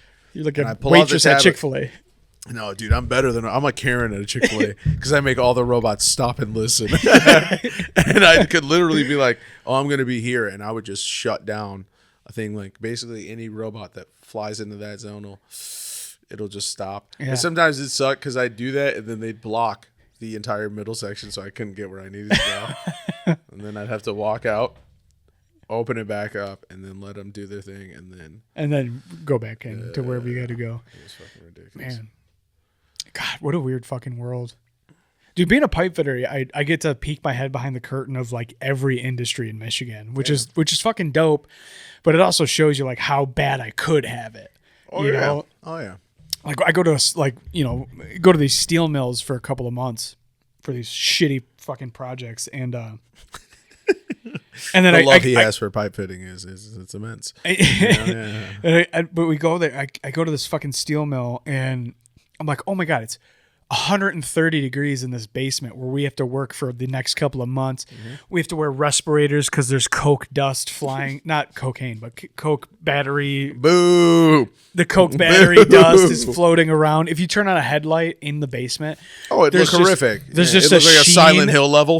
You're like, what the fuck? Yeah. You're like, I'm breathing this in. I was a machinist and I'd go home and wipe my nostrils. And like it would just be like black. Yeah. It'd just be black, and I'd be like, oh, well, a lot of that made it in. Yeah. Like, let's not act like... It didn't all stop there. I left a machine shop because they pulled us into an office and they said, just so you guys know, we're going to be putting you on a different shift. And then I worked graveyard, and this lady, bless her soul, she just lifts her hand. She goes, what do you mean by a different shift? They go, well, now you're going to work, instead of working possible 6s, some people want their weekends so they can go up north. So we're going to have you work 7 and then 5. And then 2, and then 7, and then 5. And I was like, what? I was like, 12 days on, 12 days off. And he was like, yeah, pretty much. Yeah. And I was like, what the fuck? That's not, I go, call it 12 days on, 2 days off then. Yeah. Don't fucking be that asshole. That's like, 7, 5. Yeah, you're like 7, 5. It sounds like some complicated custody agreement. I literally was like, is there a fucking break in between 7 and 5? And the guy goes, no. And I go, then that's a fucking 12. Because mind you, he told us this at like 10:30 at night. Right. Like where we're again black nostriled out, and the best part is that chick. She's like started like laughing, like in a psychotic, like you could tell something broke in her system. Yeah. And she started laughing, and I raised my hand and I go, just so you guys know, this is my month resignation. Like I'm giving you guys 30 days to replace my position. Yeah. Because I'm done. I was like, I would do a 2-week notice, but you guys have been good to me and I need the money. Dude, my brother has been a machinist for 15 years, and I have been trying to get him to get out of that industry for like most of the time. I'm like, dude, you like, But it's easy money. you just watch things cut. You don't, after a while, you don't do much. Computers do so much for us. I had a machine where I just hook it up. It was hooked up through a fucking like a Molex you'd connector walk or out, something. literally, there was a tiny office, and then there was just like a like an extension cord, 90s cord, hooked up to my machine, and I would tell it what it was, how to cut it, and I just hit play. Yeah. And I just change out the fucking tools, and I quit the fuck out of that place because I've been trying to get him to get out of there. It's a brutal environment. A guy called me a music fag once at 6 a.m. out of love. He said, "Hey Floyd, you're a music fag. Did you see Madonna on Jimmy Fallon last night?" And the day before, he said, "I really love when they speak Mexican because I know the food's gonna be better." And I said, okay. We're at a Leo's. And they speak Mexican, and then the music fag, he hit me with it within 24 hours. And I left that company. I had to. Dude, that industry in Michigan, it's like, unless you have 15 years in at a company, you're going to work midnights, which means you're going to work at fucking 4 p.m. and you're getting off at best 2 a.m. At best. I mean, there's, like I said, I was graveyard, and like, there were people who like begged for graveyard. Yeah. My boss would walk around talking about how he got fired 3 times. He'd be like, they keep fucking firing me, and then guess who fucking needs me back? Right. Oh, dude, and that's like, every shop. And he's just smoking. Like, we're not even allowed to smoke in there. He'd walk around smoking cigarettes in the building. Dude, he'd buy us pizza. He's like, on the company dollar, fuck this place. Fucking leave this place as fast as you fucking. Yeah. And honestly, shout out to my supervisor, Mike, who made it so easy to be like, he's right. Yeah. I was like, yeah. And honestly, I almost wanted to be like, fucking, Mike has opened my eyes. Yeah. This company can suck my dick. Like, they're like, Mike, stop getting all the fucking employees to leave. To quit. Dude, he was the man. That industry itself sucks. Yeah. It sucks. You make okay money, and that's why so many people stick around. But it's like you don't have any benefits, you don't have any retirement, no health insurance. It's like, oh, but you make $30 an hour. It's like sick. So does every skilled trade. There's the one where you get all that shit and then you make dog shit. You make fucking $15 an hour, right? So either way, you're making you're making the sacrifice, because finding that gig now is tough. Finding the well-paying, like skimpy benefits gig, that's way fucking tougher than just now. Because now everything is like, no, we had the exploding lady at Amazon, so now we gotta like I worked, like I got this job. I literally went in for a job interview like fucking Monday morning, and then he was like, oh, I went in, talked to him, and then like 5 minutes later they called me and they were like, you want to test out a day? Yeah. And it's just like fixing lawnmowers and shit. I'm a small engine mechanic now. Right on. And that's probably going to be way more rewarding because your brain's going to be fucking firing. Dude, as opposed to going, I went, when I was training at Dish in the short amount of time I was there, at one point I got sent to a lady's house because she was 100 and her mute button didn't work. And she had a fucking cable remote from like 2002 or some shit. So like I had one remote in my car, in my van, and it has the codes. So I go, her mute button works now. Yeah. And then, but my coach is like, well, now we got to try and sell her a sound system. And I go, I'm not selling 100-year-old woman anything. What the fuck's wrong with you? Dude, watching her try and sign for it was wild. Because at one point I had to meet her. I gave my phone to the lady and I said, you can take it to your grandma and get her to sign or whatever. Yeah. And then she goes, no, you gotta come back here. You gotta come back here too. And I'm like, I'm just back there just. Imagine being the kind of guy who has to sell shit to a dying any minute now lady. It was crazy. And let it be known, I didn't leave for that. Like the funniest thing, and this is gonna sound so petty, but like they gave me gloves where these 3 fingers are like missing the tips, And I was like, this is gay. I'm out. this is gay as fuck, dude. That's it. What the fuck is wrong with you guys? Where are my full finger? And people would be like, well, you can feel your pieces around like in your tool belt more. And I go, yeah, but it's still kind of winter right now. It's 5 degrees today. And guess how my fucking fingers feel? They feel insane. I can't feel anything. You were installing the I was cable? like getting on a ladder, pulling people's dishes off, putting new dishes on. Yeah. That's so fucking weird that that's still a thing. Dude, you got to, if you're going to join like a semi-skilled trade as work, just get into a real skilled trade as an apprentice. Well, that's why I did a small engine mechanic. Like, I'm getting trained. I know nothing about fixing lawnmowers. But I found a company that's like, hey, we'll pay you exactly what the fuck Dish was paying you. You don't work weekends, because I was going to have to work a weekend day with kids. Yeah. That weekend day really becomes a fucking pain in your ass. Right. And, go Lions. I have to act like that, man. It doesn't. I'm a fucking wings boy. They fuck up my whole schedule. And I work kind of later. Like now, instead of clocking in at 7, I clock in at 9. Okay. At 9 to 6. Yeah. And I'm like, fuck it, dude. I can make it to anything at 6. That's my one grief with being a pipe fitter is we start at 6 a.m. in Detroit. Oh, yeah. So like I'm working 6 to 2. So it's like, you get out, you still have the whole day, which is tired dope. as fuck. But I get up at 4 a.m, So like if I got to go do a mic at 9 p.m, I'm like, I have to go to sleep. You're like, wiped, otherwise I'm going to be a miserable twat for my set, I would do that at Amazon. 5 o'clock clock in. Yeah. 5 a.m. clock in as a comedian. Sucks. We're not cut out for that at all. Like, I could do it, but I'm just like... Right. Dude, I was at New Way last night. Paul put me out at 1:15. Right. Like, yeah. Oh, yeah. I can't even do the Monday mic, and it's probably a good thing because I would do it, but I'd be... Oh, because you're too wiped from it? No, I have my kids Monday, Tuesday, Wednesday, and then every other weekend, Friday through Sunday. So and then I have one kid full-time, but Mondays, I'm not going to miss time with my kids to do mics. No. Yeah. So, especially because it's part-time now, which is hard as fuck by itself, but... Hey, let it be known I had to abandon my daughter to watch, or like to do this podcast today. So.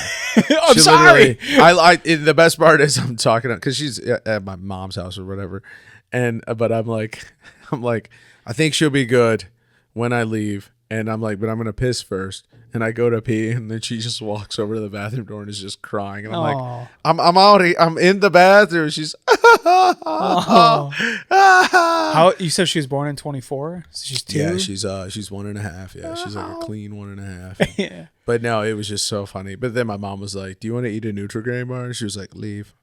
It's so funny how a kid's like the fact that they just become distracted. Dude, they are social media incarnate. It's so funny to watch. And we try, and I just don't want her to be a digital baby. Yeah, she does. Dude, watching families put like a tablet in a toddler's hands at a restaurant. It's just like, and they're like, and they're typing on it like they're fucking 30, and they've been on computers their whole life. They're just like a hacker. Well, I can see a kid have hacker fingers. Like, dude, I used to watch my ex would like type into a phone like a computer, and I was like, ugh. Or I'll watch people do the thing where they just drag their finger around to the next letter. Oh, I do that old man shit. What the fuck, dude? No, but I mean, just to drag it around to the the fact that you mastered that, dude, it's so much faster. I just talk to text most of the time. I think talk to text is the most annoying thing to do. It gets everything wrong, and let it be known, it says the N word with the R. Every time I've ever said, I can't believe this nigga did this. No, Google's like, no, we follow old rules here. Okay. So I don't know if you know who's president now, but you need to fucking Google it. No, dude, that shit is wild. Dude, it gets the shit wrong, but also like doing talk to text in public is the most asinine shit of all time. Dude, I have to whisper it. I whisper it Chamber. I'll be at Kroger and I'm like, dude, that fucking movie with fucking Arnold Schwarzenegger where he's like pregnant is funny as fuck. Yeah. Smoked a fat ass blunt and watched it last night. I'll call you later. I'm at Kroger right now. It's like, you just have to, because I'll be standing next to somebody's grandpa just getting fucking Hot Pockets. Yeah. Dude. Oh, man. Yeah, I do the one-handed fucking texting. I was actually doing, you know what? I'm a hypocrite. I was doing the talk to text today. Literally it's pretty good. I was at Carl's Golf Land. Yeah. hitting the range, and because I'm a fucking middle-aged white guy, so yeah, of dude. course I was. Hey man, you're doing it right. Some people don't make it there. Some people don't make it to Carl's Golf Land, dude. They make it to the Carl's Golf Land under the ground. Okay, in the sky, bro. in the sky, dude. Carl's Heaven Land. So But I was texting my buddy. I was like, because he was like, "Hey, call me when you get home, and we'll go to Carl's together." And I fucking totally forgot he said that, so I just went straight there. Nice. And I was like, "Oh shit!" So I was texting him, but I was like doing talk to text because I was carrying a bucket of balls, and I was like, "I'm gonna." When you got too many balls. But as I was saying the text out loud, a guy that was walking in front of me was like, "What? What did you say?" And I'm like, "Oh." Yeah, I was talk to texting like an asshole. My bad, dude. That's how Ireland's gonna feel. It's gonna feel like everybody's talk to texting, and you're like, "What?" Like, no. I'm afraid we're not gonna be able to understand anyone in Ireland, dude. That's kind of what makes it fun. There's a whole season of Sons of Anarchy. I don't even know what the fuck happened. Dude, that was honestly, and I think that was the best season when they go to Ireland. That was kind of a lot of that show sucked. When he almost fucks his sister. And dude, it gets rough out here in Ireland, dude. It's once you're in the motherland, sometimes you're in the sister land, which is gross. I'm just kidding. Jesus Christ, don't. I mean, they didn't know. Don't fuck your sister, okay? Yeah. If I could say anything to the You can't- American people, don't fuck your sister. You're not gonna make a fucked up kid if you shoot the load on her tits. Yeah, You exactly. know, that'd be all right. Pull out. Okay, there's been a modification of that last part. You can fuck your sister now, but you gotta pull out and come on her tits. And they're like, honestly, I like how this guy thinks. Okay, that's just Look good at him. old He's respect. innovating, bro. Yeah. I gotta fucking stop. I gotta shut my fucking watch off or the notification.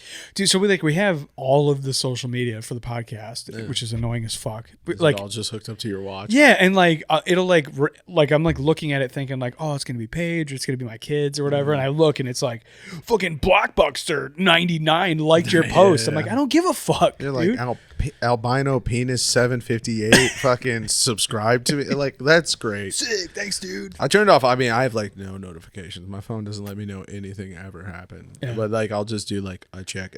Plus, you're on it anyway. Like, no part of having notifications off has ever kept me from abusing social media. In fact, I think it makes me go on there more often when I shut. Yeah, because then you're like, oh, I wonder if anything's in there. And Right. You kind of have every reason to just jump in there. You could be like the parent that opens the door, just hoping something. You're hey, what are you doing in here, motherfucker? You're like, yeah. As Dude, opposed to when your kid's like, I'm going in the bedroom with my girlfriend and we're watching a movie and the door's going to be open. You're like, I kind of like the suspense. I like when the door's closed. And you get to catch people. Dude, I busted in my brother. I busted into my brother. I was going to when say, we were kids. that was a while to. It sounded like you said I busted in my brother, and I was like, pause, full pause. That too. It just cuts right to black. It's And the on that color note, mode. here's the end of the It's show. the fallout. It's Dude, when my brother's 7 years older than me, so anytime he brought somebody to the house, I would be like the little brother trying to hang out. Come on, hang out with your can we cool hang friends, out? you Yeah, know? because you don't even know they're having sex. You're like, I didn't even know what sex dude, I was. want to play Mortal Kombat 2. I can hear you guys playing in here. You sound super frustrated about who's losing. Someone said Hadouken, and you're fucking. You were like, fuck you, and you were like, fuck me, and then you were like, fuck me harder, dude. I could tell you guys are playing Tekken. Yeah. This is fucking classic Tekken dialogue. Right. So he brings over this chick. He's like 17, so I'm like 10 years old. Oh, yeah. He brings over this chick and they're like, leave us alone. I keep barging in the door because it's like funny to me because I keep doing it and it's pissing him off. So I'm like, Chris, you want fucking whatever? You want some pizza rolls? And he's like, no, get the fuck out, homo. And then I bust in 5 minutes later. Fucking, hey, Chris, do you want? Stop, dude. Get the fuck out of here. Yeah, I would have tased you. And then and then like 10 minutes later, I bust in and he goes, oh, Jesus. And he's butt naked. I was like, what the fuck are you doing? Yeah, I'm telling mom, dude. That was the first time you were like, oh, shit, that's why you didn't want pizza How are you rolls. 17 and you have dad's body? Dad's 45 years old, dude. Happens, That's so dude. sad. Honestly, dude. Hey, Gross. man, sometimes you just got to have your dad's bod, dude. I mean, that's... Your frumpy, pasty, naked body just jiggling to the He bathroom. was shaped like that bird. Oh. Yeah. Dude. I mean, but yeah, silly naked people is probably the funniest shit. Like, Oh, man. the other day, I hung out with Stick Movie, and he showed me, because he wanted to show me the movie The Greasy Strangler. I'm sad that I'm even bringing this up right now because this movie is fucking insane. The Greasy Strangler is hands down what can only be described as just disturbing. Just I mean, it's funny when one of the description words is unsettling. You're like, how is that even I thought it was comedy, drama, porn, action. They're like unsettling. Unsettling. It's like when a movie tells you there's like suicide, and then you watch this whole thing, and at the end of it, they just say, if you've ever thought about suicide, call this number. And you're like, that shouldn't count as the thing. That's crazy. The whole time I'm waiting for one of these characters to off themselves. Turns Spoiler out, alert. yeah, I was like, how is there suicide in Bo Burnham's comedy special? And then sure enough, it makes you want to kill yourself. watch the whole thing. It makes I killed myself. Is actually. it Alone? The COVID special? I think it was, and I think there's a lot. There's a lot at of the end of it, he was like, he just put up the number for like suicide prevention, but because of that, they put like in the description, it's like comedy, drama, suicide, and I was like, oh my god, there's a lot of themes of like isolation and depression in that special though, so maybe that's why. Oh yeah, well, but no, I mean, but you're expecting him to like. There's in the middle of it. Oh god, I remember when this word meant something. I remember when Kurt Cobain really put his money where his fucking mouth was. And that's why you watch the Turning Point USA fucking halftime show. I was like, Kurt will want this Kurt Cobain. I remember when America was America. Dude, speaking of America, can I steal another Brewha?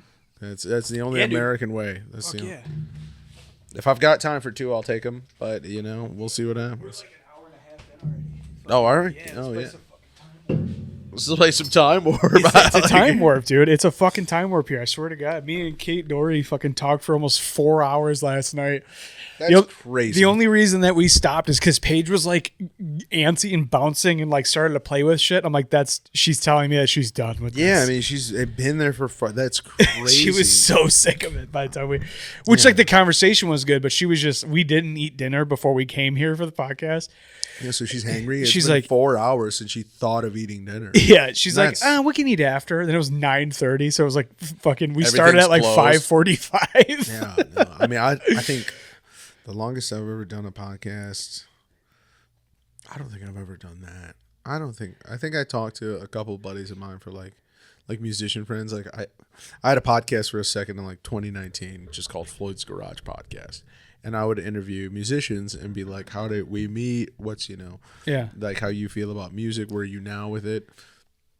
And that was kind of like, I was able to get like 3 hours out of that because once you start talking about like things you've seen in like a venue or things you've seen as a performer, it's pretty easy to burn that time. It was a time warp. It was so fun. This place is absolutely a fucking time warp. I love it.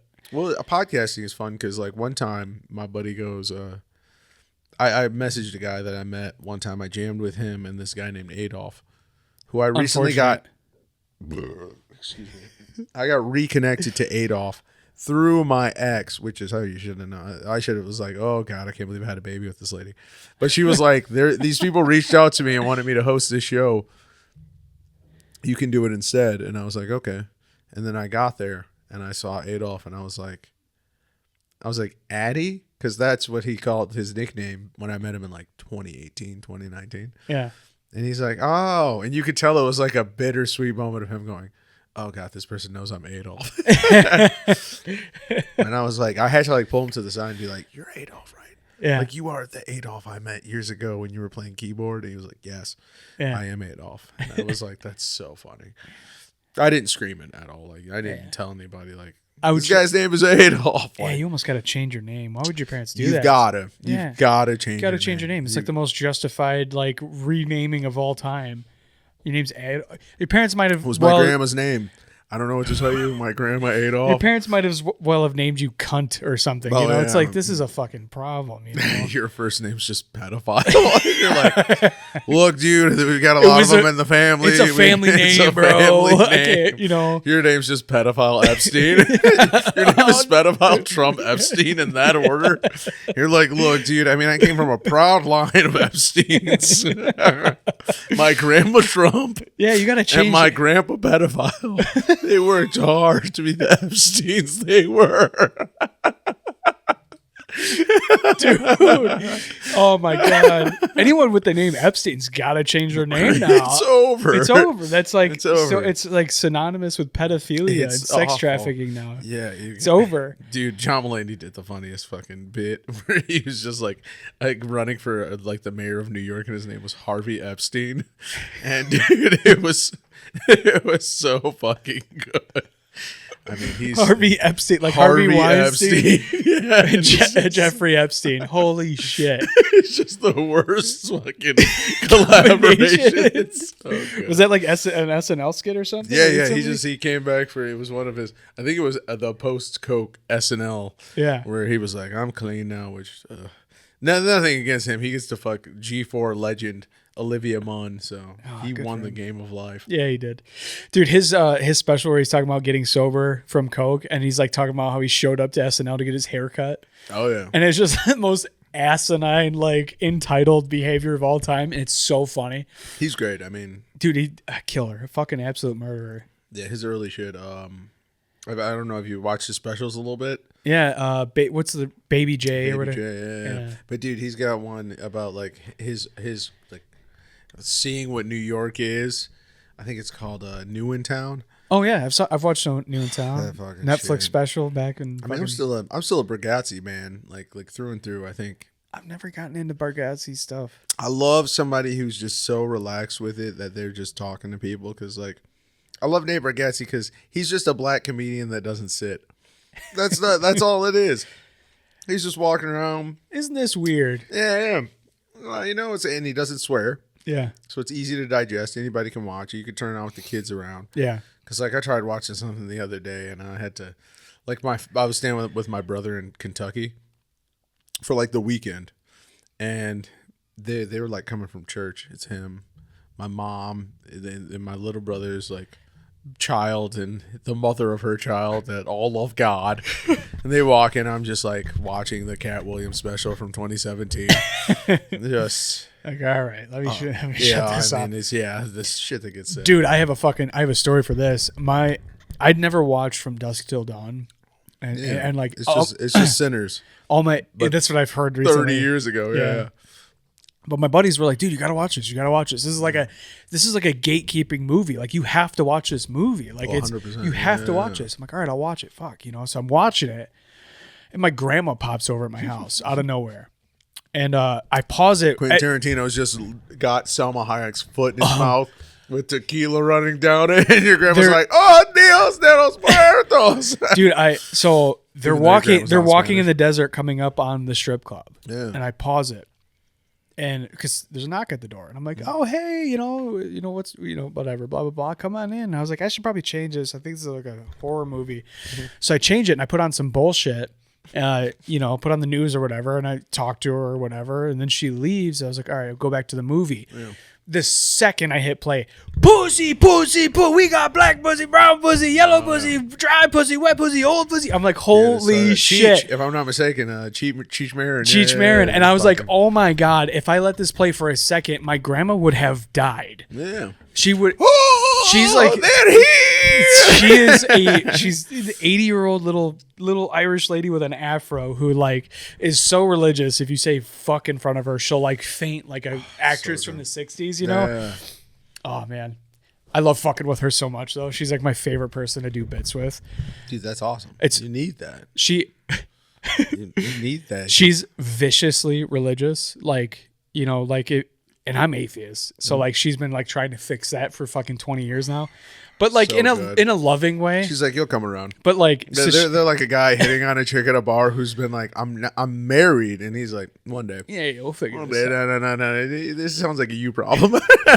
So when me and Paige first moved in together, we had a housewarming party because we got a house together, and my grandma pulls me to the side and she's like, "Oh, Paige is just so nice and so sweet. I'm so happy for you guys. Like, oh, you guys make it such a nice couple. You have such a nice home." And I go, "Yeah, thanks." And she's like, "What's wrong?" And I go, the only thing is that like Paige is like viciously atheist, you know, and like she's like very against being religious. And she goes, "Is she really?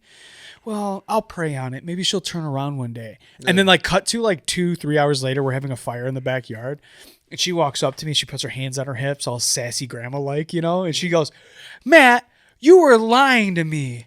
I'm like, "What do you mean?" And she's like, "I know Paige is an atheist because you guys have a painting of Jesus in your front room."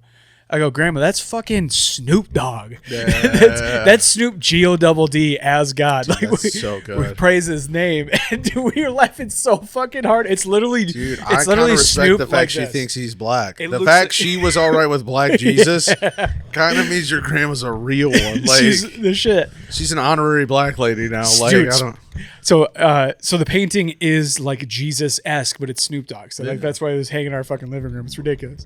But speaking of racist, I did a bit. It though. It was like a Muslim Jesus, and she was like, "What the fuck is this shit?" She's not atheist. This isn't Jesus, is it? And you're like, oh, "Okay, grandma, What the chill fuck out. is this?" Jesus had blue eyes. It's the fucking Asian Jesus from fucking 21 Jump Street. Korean Jesus. Korean Jesus. Dude, that shit was so good. So the other bit that I did to her, which I don't even know if she knows about to this day, is that we were at a wedding, my cousin's wedding. And so my grandma, I'm drunk, my grandma's not, but we're dancing on the dance floor together. I'm fucking spilling Jack and Coke all over the place, and she's dancing with me. My grandma's fucking getting after it. Jack and Coke. She literally left to go tell on me because I was spilling so much of my drink. She's like, "I'm going to tell your mom that you're spilling." So she left. I'm like, "This is hilarious. I'm fucking 32 goddamn years old, you know?" Yeah, it was just hilarious. You're made to spill on the dance floor. It makes you a way better dancer. Oh, I was and if you sauced fall, up. that's on you. Right. You shouldn't be on the dance floor. If you can't take a fall, you shouldn't be on the. Well, she's like 85, so she should not. She be was on like, "I can't. I gotta mop this up immediately." But she leaves, and this woman from the other family like dances over, and she's like, "Is that your grandma?" I go, "Yeah." She's like, "You guys are so cute out here cutting up a rug. Oh my God, it's the most adorable thing ever. Your grandma's so cute." I go, "Yeah, but she's like super racist." Yeah. And she's like, "Is she really? She seems so sweet." I'm like, "Yeah, she's racist as fuck." But she's old enough to be racist. And that's exactly what the lady says. She goes, "Well, at that I guess age. it comes with that age, you know, like she's a different generation, you know." And like I couldn't have planned it better. My grandma dances over. It's like a sitcom. She dances over and she goes, "Matt, you're not going to believe what I just saw." I'm like, "What's that?" And the other lady is standing there and she goes, "I just saw two boys kissing on the dance floor." And I was like, "Yes." Did I mention she's also a little homophobic? Yeah, she's a fucking bigot, dude. She's got all the shit. Yeah, bigot used to be such a great catch-all.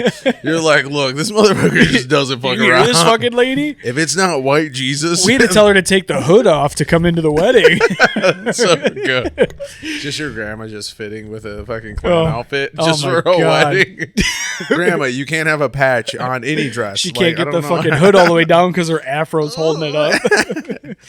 she just it's down to her like mouth. Yeah. She recut it. I can't see anything out of this fucking thing. Oh, that's fucking hilarious. Oh man, it was so funny. I don't think I ever told that lady that my grandma's not racist. I was just fucking around. Well, then which makes it way grandma funnier. dropped that though. She was like, "Oh, I actually liked her when she was just racist. Now that I know she's a homophobe, I don't know if I can take this heat." I'm not Dave Chappelle Roan.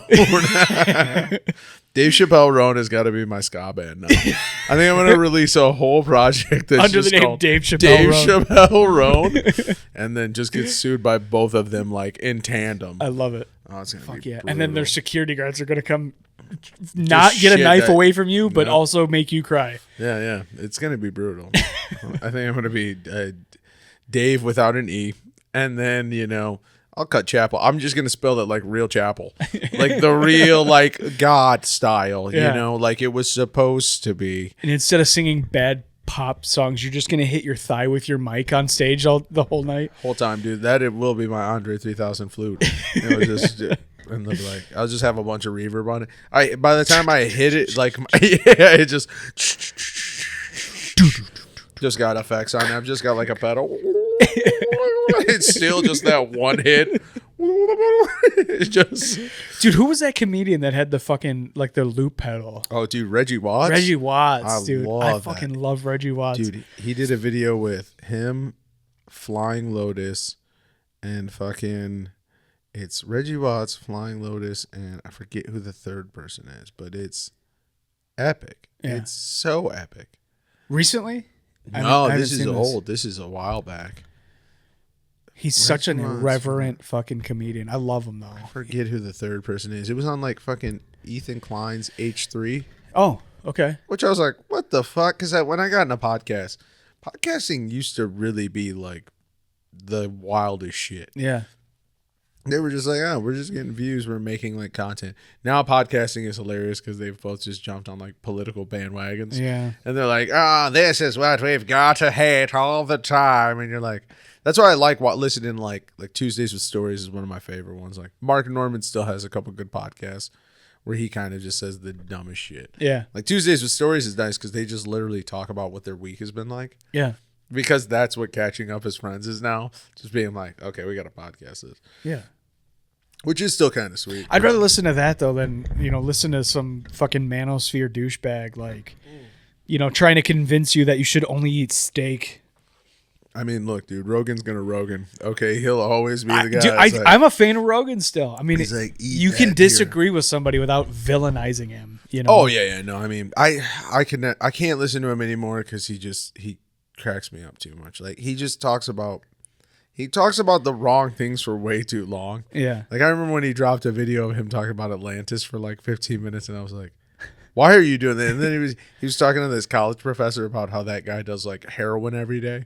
Oh, yeah. Carl. Yeah, Dr. and I was Carl like, Hart. I don't think this is the video heroin addicts need circulating through their fucking. He's like, you can do heroin. I do heroin every day. I do heroin. What's But the I just do a problem? little bit. And it's like, yeah, that's great, man.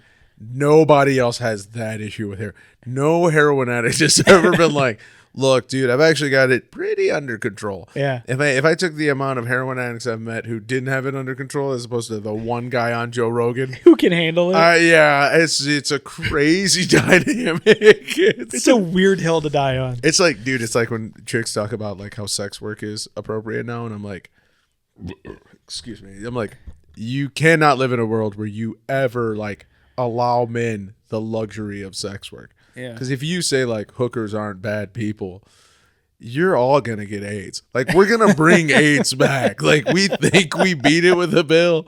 I'll tell you right now, hookerism will cut right through that pill, dude. Like people are like, it would be bad for society. Men would get divorced so quick. There'd be like no one would get married anymore. that's what There'd be happened. horrible family court shit. Like there'd be no one being held accountable for family issues. It'd be fucking terrible. I think it'd be terrible for families. yeah, people saw the OnlyFans guy died, and people were so happy, and I was like, Why would you be happy about someone dying? but it was just so brutal because the comment section, I don't like how funny they are when things are serious. So when something awful has happened, why do the funniest people come out of the woodwork and they've got everything? I was like, Yeah. fuck, dude. The comment section wins again. Dude, have you done Ridley's I mic- mean, like mic at all? their open mic? Yeah. Oh, yeah. That was when I first started in this shit, I was like, I'll do every mic I can. Yeah. And I just basically. How is that mic? Is it? Oh, that mic is beautiful. Yeah. Especially right now but it's hit or miss. If I were you, I'd be signing up for that cusp in between where like it's just nice enough to go out, but not nice enough to do your own shit. Yeah. Because like Ridley's, everything changes in the summer. Because people are like, why the fuck would I come to your thing when I'm already doing, somebody's doing something sweet in a backyard till forever. Yeah. Like I've got a conversation with Kate Doré that might go 4 hours. Like, I don't know what to tell you. Right. But like, dude, yeah, Ridley's in the fall is like just the best fucking room you've ever seen in your life. Because people are like, oh, I want to see the world and then go inside because it's getting chilly. And they're still running off that summer energy. Yeah. But yeah, I mean, dude, this spring and summer, if I were you, I'd sign up for. I love Ridley's, like, Yeah. and I've gone in there with like bullshit. I wrote like a set out. I wrote like, I think I did. I think they only had me doing 5, but I wrote out a set that I just thought about like on the shitter next door. I was at Royal Oak Brewery, and their food is so good. I love that place, but Ridley's is fucked up. I'm not saying Ridley's is fucked up. Sorry, Bill Bouchard. Shout out Bill Bouchard. But it's brutal because like when I started doing it back in 2021, you could come in initial, and then you could fuck Leave. off until your respective time. Like I would always sit at that bar, but they were like, no, now you have to like be in the green room, and I was like, the green room is made for 3 people tops. That green room's so tiny. And you got a lineup of like, there's like 10 people in there for an open mic night? At least 10 people. There's usually like 15 comedians and a host. And just sweating their asses off in there. Not even sweating. No, I'm just saying like even if we have to line up can down you at that least dark hall. I was going to see, can you at least leak down the hallway? Mind you, the hallway's dark. Like Yeah. as a female comedian, I can only imagine how uncomfortable all of this is. Yeah. Like I told people, I was like, somebody was like, I'm surprised more chicks don't sign up for Kill Tony. And I was like, every bar in Austin that does comedy for some reason has a dildo claw machine. Like it's unsettling. It's actually very real. Yeah, the place you wait to do Kill Tony, I could show you the picture, and it's just like a dildo claw machine. What the fuck, dude? Yeah. And I was like, I wouldn't want to be. Yeah, it's not exactly if I had a welcoming. vagina. There's a lot of women. There's a lot of women. I mean, it's in the.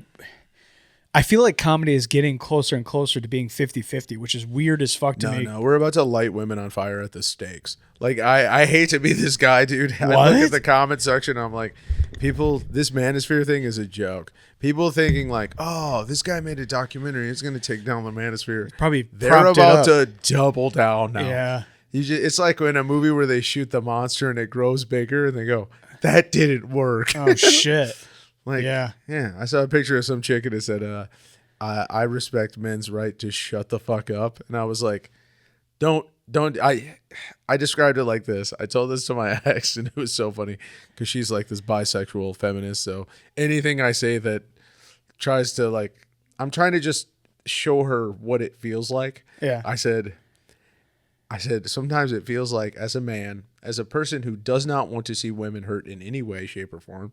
You know, you're a girl dad too. Yeah. Dude, shout out Caitlyn Jenner.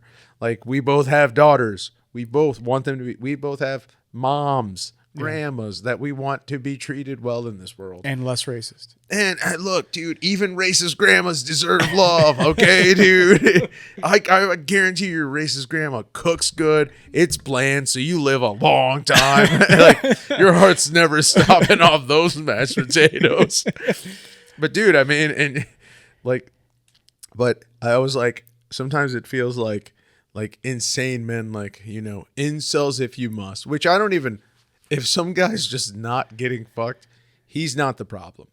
It's the guys that are getting fucked, being jerk offs, making all of us look bad. Just the cops with their knees on the neck of feminism, like just George Floyding feminism all day. It's like, I was like, that like ongoing war is just it's gonna turn into Salem witch trial shit. Cause I'm like, I've heard psychopath dudes. They're just like, I don't know, dude. Maybe if we could kick them in their tits off. And I'm like, dude, I've heard some. I've heard some wild ideas come out of my coworkers' mouths. You know, it's almost retaliation. That you're like, they feel like it's a dog in a corner. Yeah. That you ever try and get a dog out of a corner, right? And there's like, right, yeah, I had a Pomeranian who would bite me. And I'm like, dude, this is just like loneliness that you're letting turn into something that's not. Like you're watching videos that are making you an extremist, where you're like, oh, you make these broad generalizations about women, where they're like, oh, women are this and women are that, and you're like, dude, no. A woman was like that, and she fucked you over, and now you're generalizing about an entire population, and then it's fucked up on the other side, and you're becoming a fucking extremist. Because at the end of the day, women aren't getting fed shit that like plays to that. This is the difference of men and women. It's like, I would say that feminism was bad for women if they were bombing buildings. There's no woman that ever got hip to feminism and then was like, you know what, maybe I should kill a couple dudes. Yeah. Like, it just doesn't they're not fucking going to happen. fucking frat houses but and shooting for them every up. guy who goes into manism, right, and is just like, you know what we should teach them. It's like the worlds are totally, it's like men teach men war and women teach women peace. And I'm like, but that really fucks you guys if you try and make it look like a war. Yeah. That's like if I wore a shirt that just said "Cops should suck my dick." I would be terrified every time I got pulled over. If I had a shirt that said "Cops can just suck my fat cock," and I'm just listening to NWA "Suck the Police," I'd be terrified every time I ever left my house. Dude, the manosphere shit is crazy. The way that they think is wild, and they're in We've seen it though. the top handful of these creators. We saw the like gay pastors of the 90s being like, I hate homosexuality. Right, You're no, like, they're getting caught in hotel rooms with this trannies, fucking guy. But like, you see people even feeding that. I'm like, how did you believe the gay pastor? Like, that's crazy. The gay pastor pulled one over on you. Like, right. you were like, yeah, I hate gay people because of this super straight dude. And you're like, dude, are you like? I tell people all the time. I go, I don't cut people off on politics. I cut you off on how dumb you are now. Yeah. If you're just dumb as shit, I can't get behind how stupid you are now. I'm like, this isn't left or right, man. Yeah, this and is up and down. Right. Especially, yeah, down. you start to be associated with a person whose ideas just suck, and you're like, dude, I can't.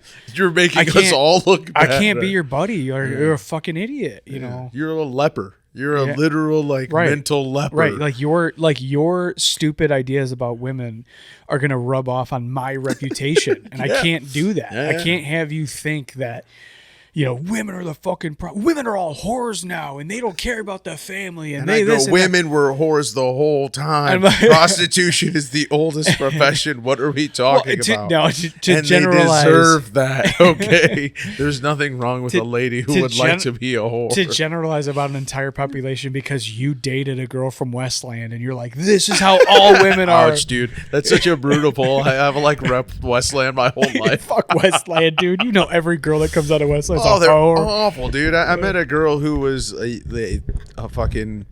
She was getting her life together, and she lived in Dearborn Heights. And people were like, "How can you fuck someone from Dearborn Heights?" And I was like, "Cause I've fucked women from Westland." Yeah. Like I don't know. This is a step up. Yeah, this is actually she's smart, but she does abuse drugs.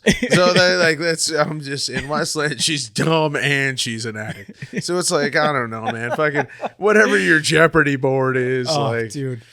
Yeah, you're stepping up. Now you can move to Redford whores next. Yeah, I mean, like, well, this is the difference. It's a little step up every time. At one point, I moved in with the girl's dad and, like, her little brother. And that was a wild thing because her little brother was, like, going through an era of, like, fuck everything.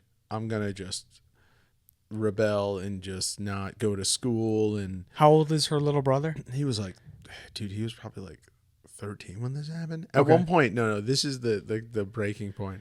At one point, he's legitimately like, it was the funniest.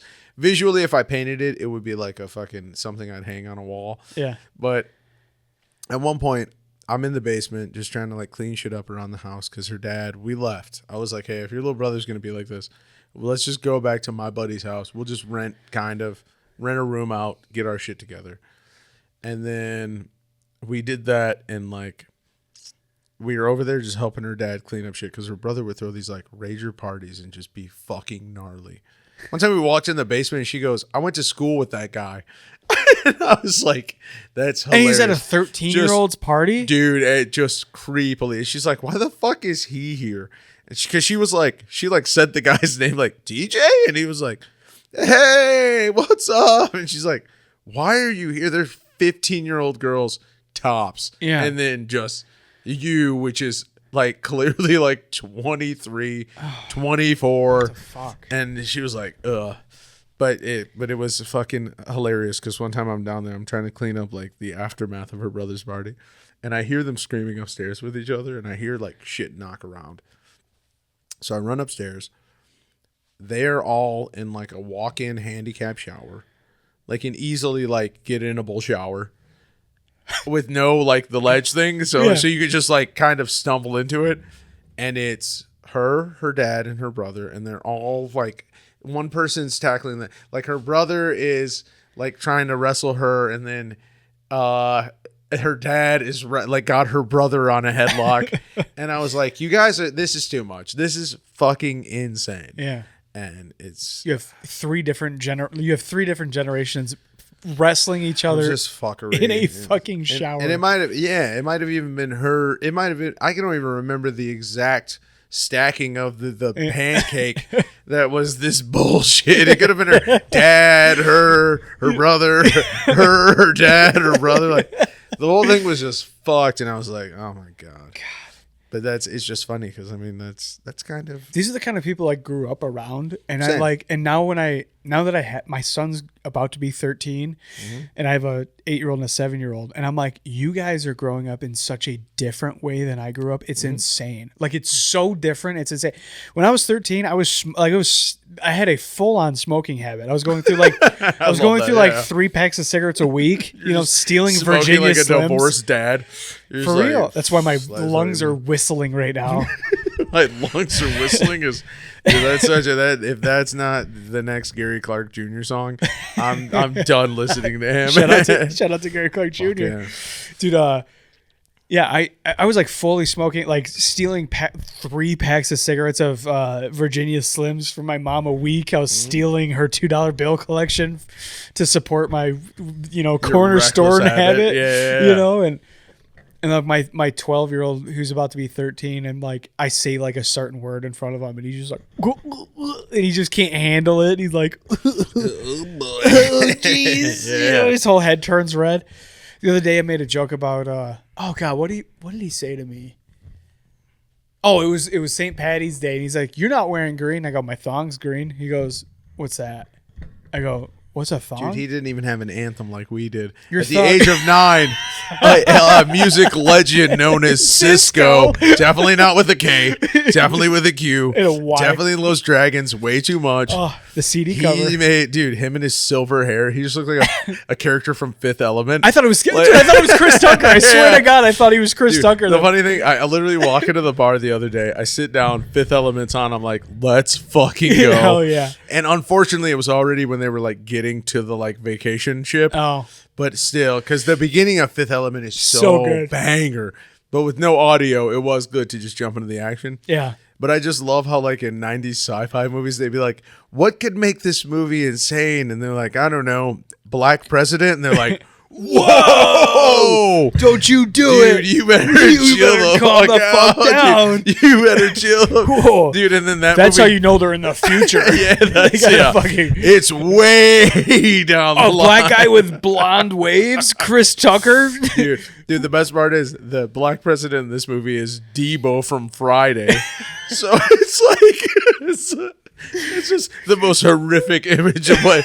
That's why I love Idiocracy, where it's fucking Terry Crews with a fucking like mullet. I'm like, yeah, dude, if that black president popped out, we would know we've gone too far. Like, Stop feeding the crops Gatorade, you fucking idiots. dude, it's so good. Oh, holy shit. Dude, that made me laugh so hard I fucking got dizzy. Dude, It's that- fucking the president's fucking Debo. dude, the president. This alien is born an hour ago, and she's a hot redhead, and then she looks at a billboard and she's like, help me. It's like Dude, she it's so wild. she read a billboard I've in a never language looked she at any doesn't language and speak. been like, that's probably that. Yeah. Russian Help. kind of makes me feel like I'm like, those are just N's and H's, right? Look at those idiot letters. That's why they sound like they're fucking auctioneers.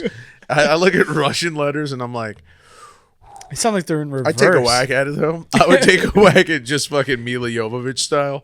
Just me like, me. It would say help me in Russia too. I think every billboard just says help me. The billboard Call this in number. the Fifth Element literally says "Help me," and she's in the back of the taxi, and that's what she says. Help me. It's so ridiculous. And then Bruce Willis is like, "Oh, you got to see the legs on her. That's why I'm helping her on his fucking phone." Well, dude, I love that movie because, like I said, I walked in this bar and it was just playing on one of the TV is always sports, cooking channel, TBS. beat Bobby Flay, fucking like I think this was on AMC, and AMC was blessing us because 3 days ago I was there and Die Hard was on. Like he was getting changed and they walked in with the guns and I go, fuck yes, dude.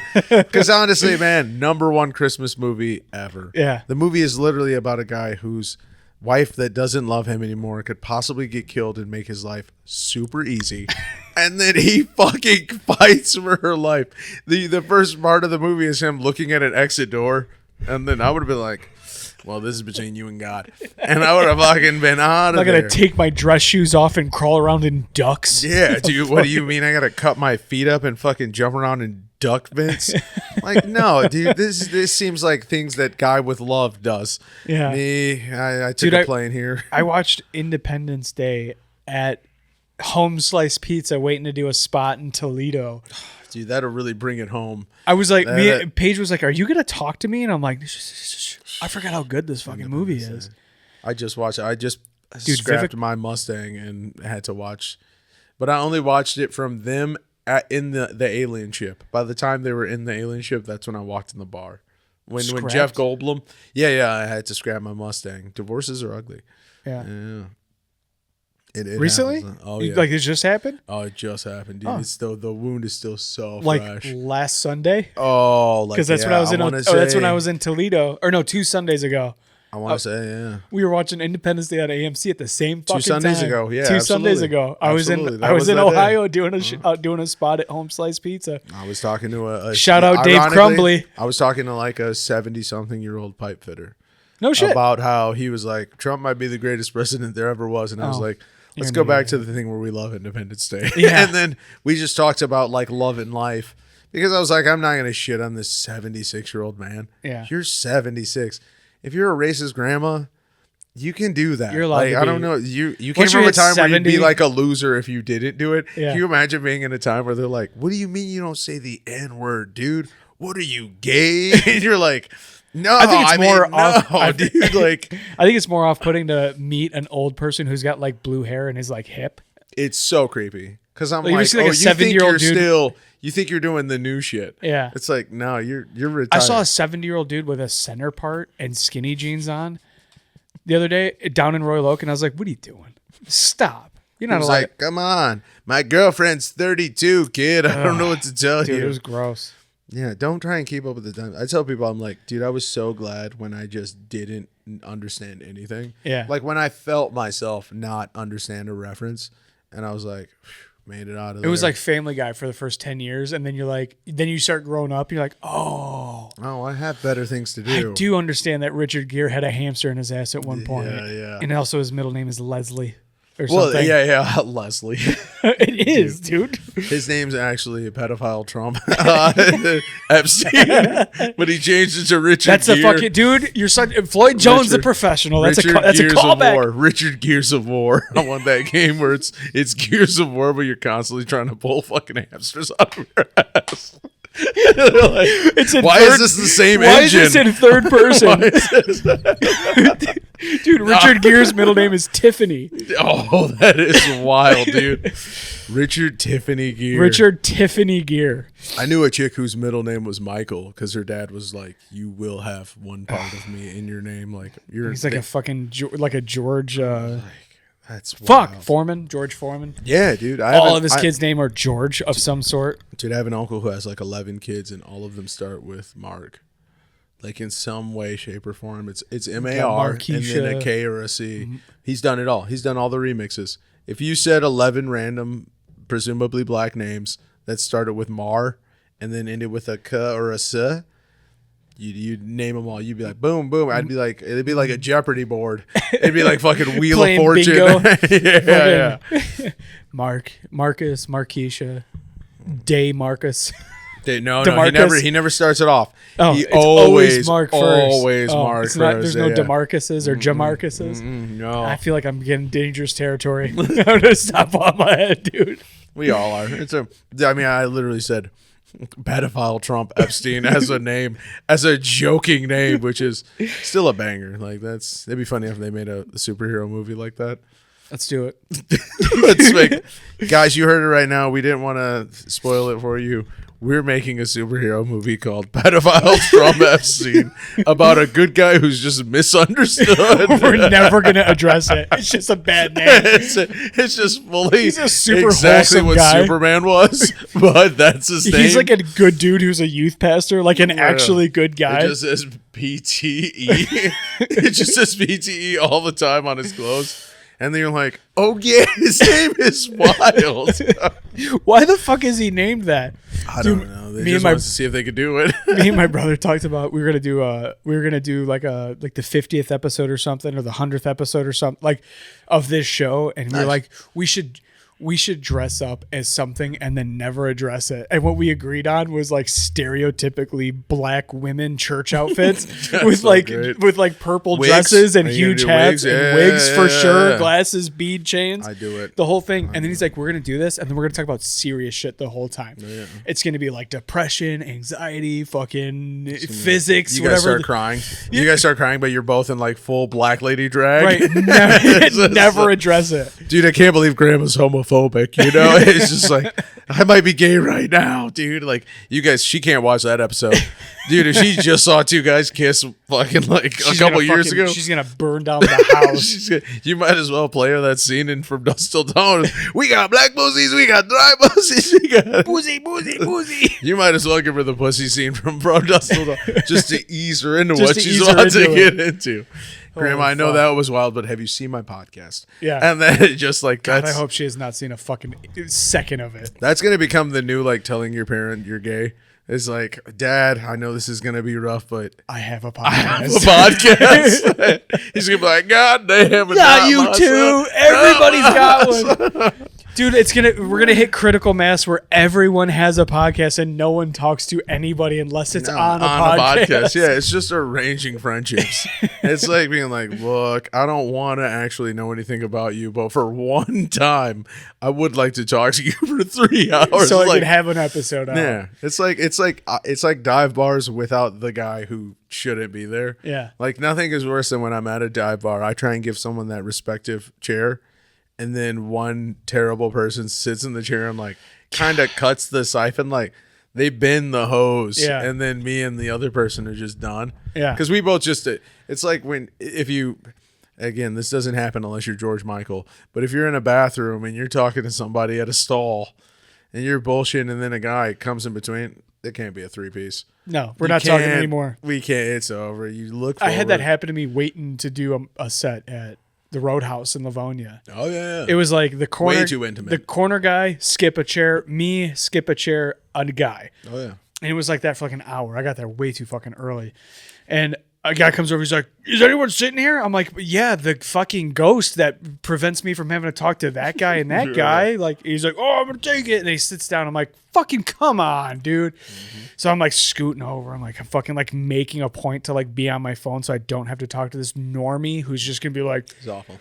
oh, did you see that we're going to get another 4 inches this week? Shut the fuck up forever. Don't fucking talk to me. No. Dude, I was in office depression, and that place was around the corner from my house. So before they even did comedy there, I used to go there for lunch just to kind of remember what the world is. Yeah. And I watched a guy like plead for like the N-word, like to the point where like that got done, and I went to the waitress. I talked to the waitress. I was like, that was wild. That was the wildest 30 minutes of my life. What do you mean? He was pleading for it, like to be able to say it? Yeah, he was like, I don't get why I can't say it. And I go, this is, and I'm just like at the end of the bar, basically. So I get to like kind of just like watch him and just like pure awe. Yeah. I'm in pure awe because I don't need to say anything.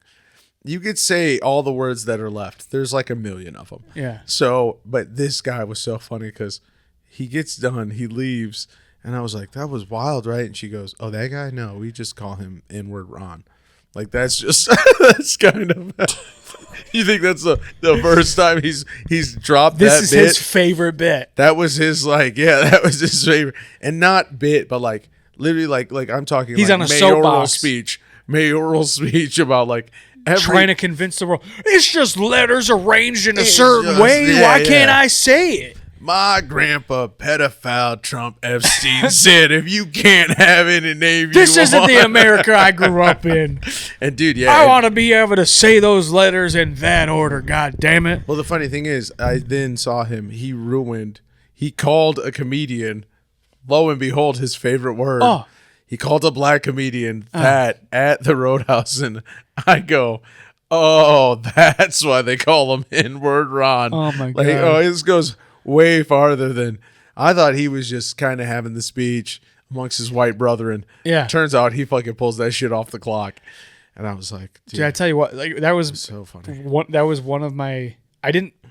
Me and my ex had a terrible relationship, but I tell you what, the the most interesting thing, the perspective shift that I had by being in an interracial relationship is that I sit next to a guy and he's like, I'm safe to say what I want to say. And I'm like, oh, keep telling me all this horrific, ignorant shit that you want to say because you think I'm like you because I got a fucking red beard and I'm wearing a Carhartt hat. He's like, you look just like me, brother. Yeah. Boy, what it feels like to be in this car with us, and you're like, I'm walking. Dude, I'd rather walk. I was sitting at a bar in Canton.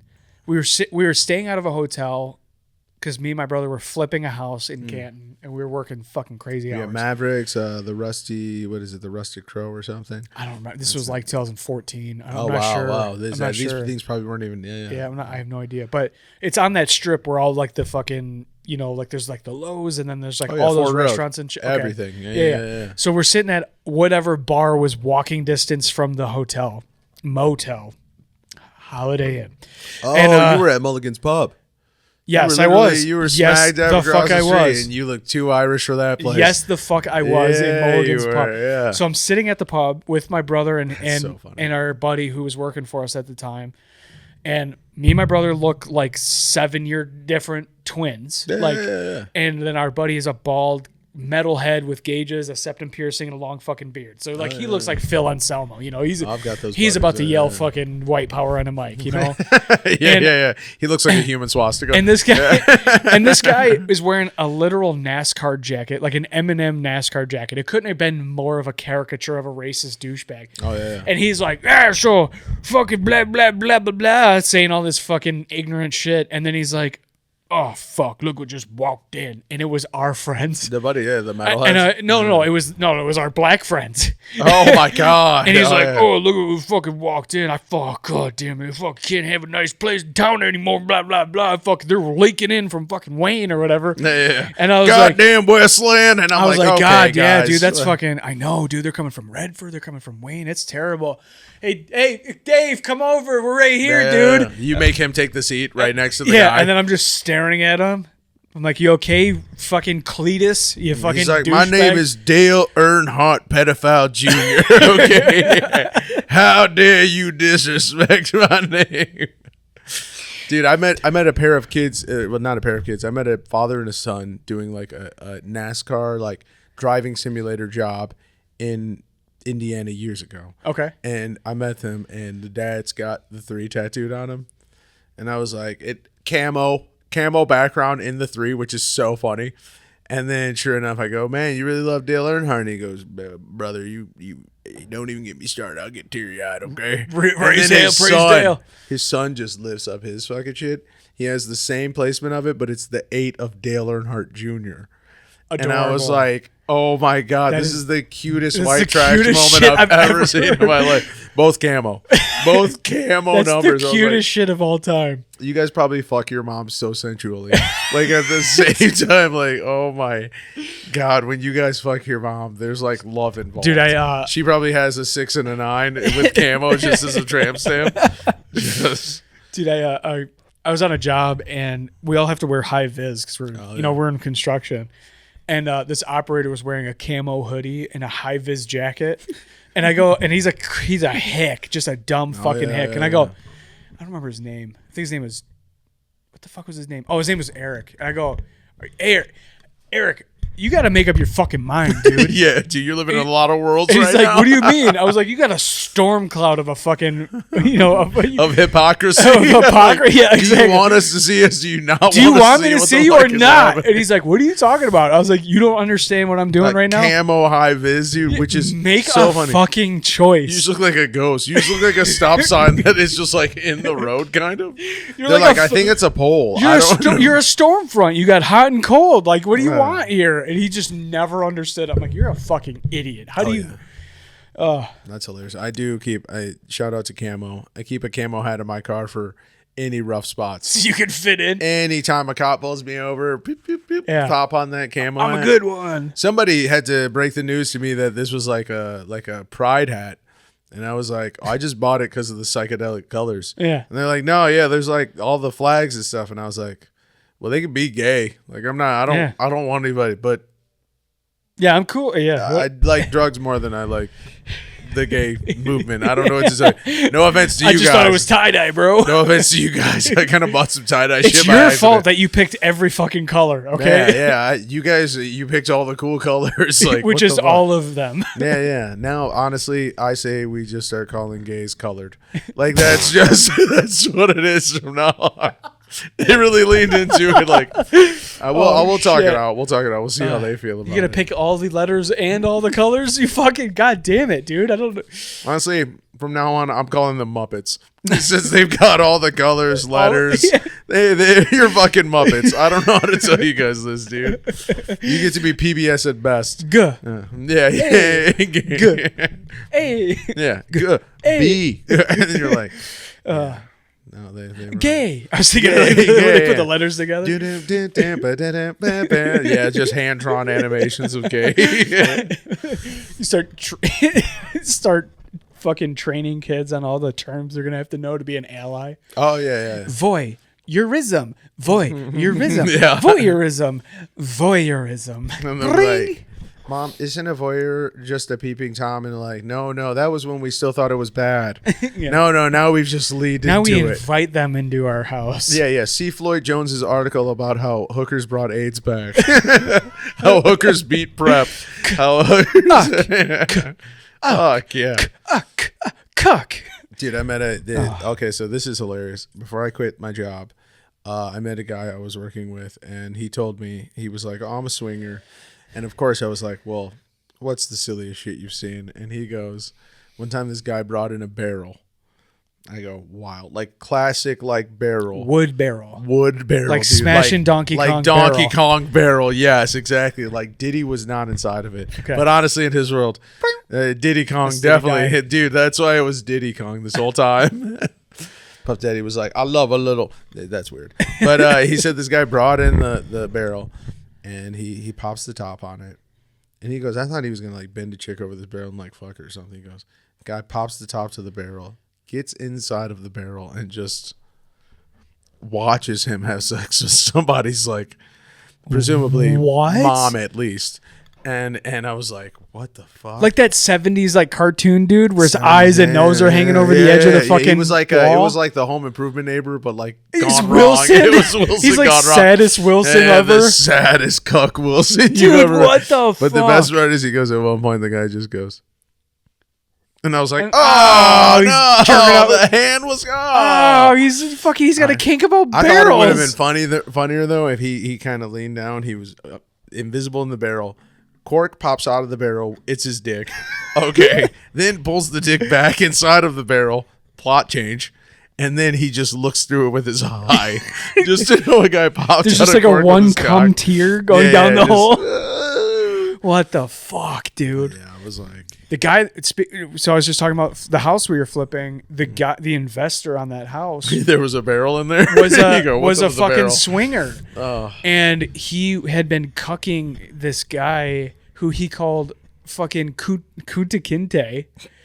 For years, he's been fucking his wife in front of him, and the guy was super into It's it. clearly cuck to Kente. That's crazy. Cuck to He Kente. did How'd you it. miss that? How do you That's just hilarious. miss a cuck to It's Kente right there. like It's that? fucking soft pitch, Oh, slow that's pitch. fucking, But he or Kunta Kinte. but he like, told me- you gotta call it something Kunta sexy. Kinte, Kunta yeah. Kinte is fucking. But so he was good. calling him fucking that or Toby, and he's like, Yeah. so we're in this house, we're working on it. He goes, hey, Toby, you yeah. guys are gonna be gone like this day, right? And we're like, yeah, we're not working the weekends this week.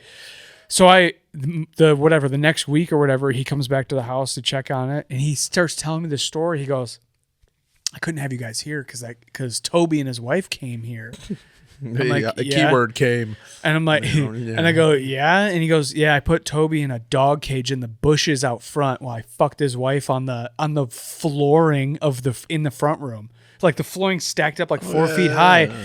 I'm like, you're plowing so chicks. hilarious. I'm like, this is fucking. I don't want to be involved in this. No dude. wonder all your It floor feels like a tiles murder. are sticking together. Like this is so gross. This is feeling like a murder's about to happen, and now it's where I'm working every day. I don't like this, dude. I don't want to be involved in this dangerous game you're playing. well, dude. I mean, like I said, Had him in a dog cage. See, in the that's- bushes outside in downtown Canton.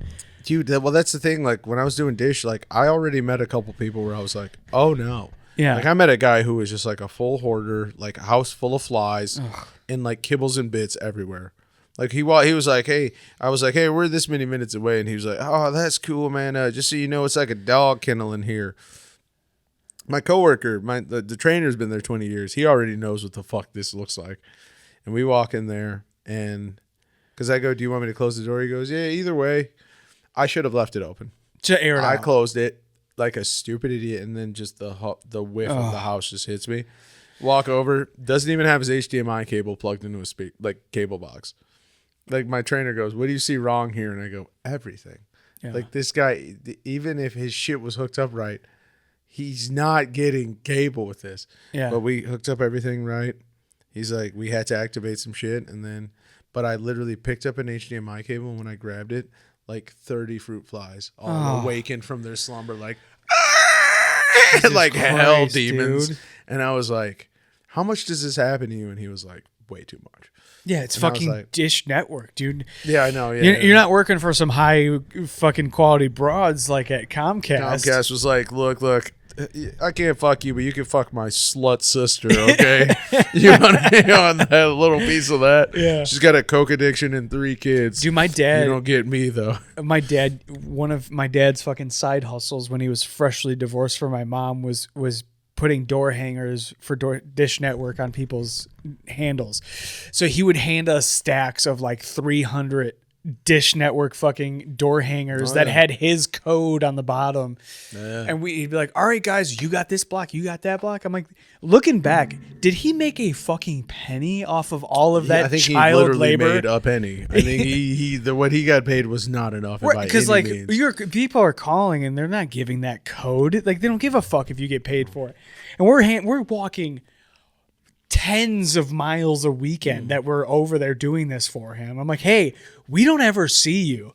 Can we like go see a movie, not do child labor, handing out fucking Dish Network door hangers for you? Well, he's like, this is how I make the movie money. Like, if you guys want no, to that's see how he was movie, taking whores from Westland out to movies is by our Dish Network labor. Now, whores from Westland they don't have the attention span for a movie. It's also redundant, isn't it, to say whores from Westland? Yeah, you can just say too many W's. Westland. It's like, Westland. Anyone girls. from Westland. Yeah. Westland girls. Yeah, they are disgusting. I mean, but I met girls from Garbage City, which is what they call Garden City, which is brutal.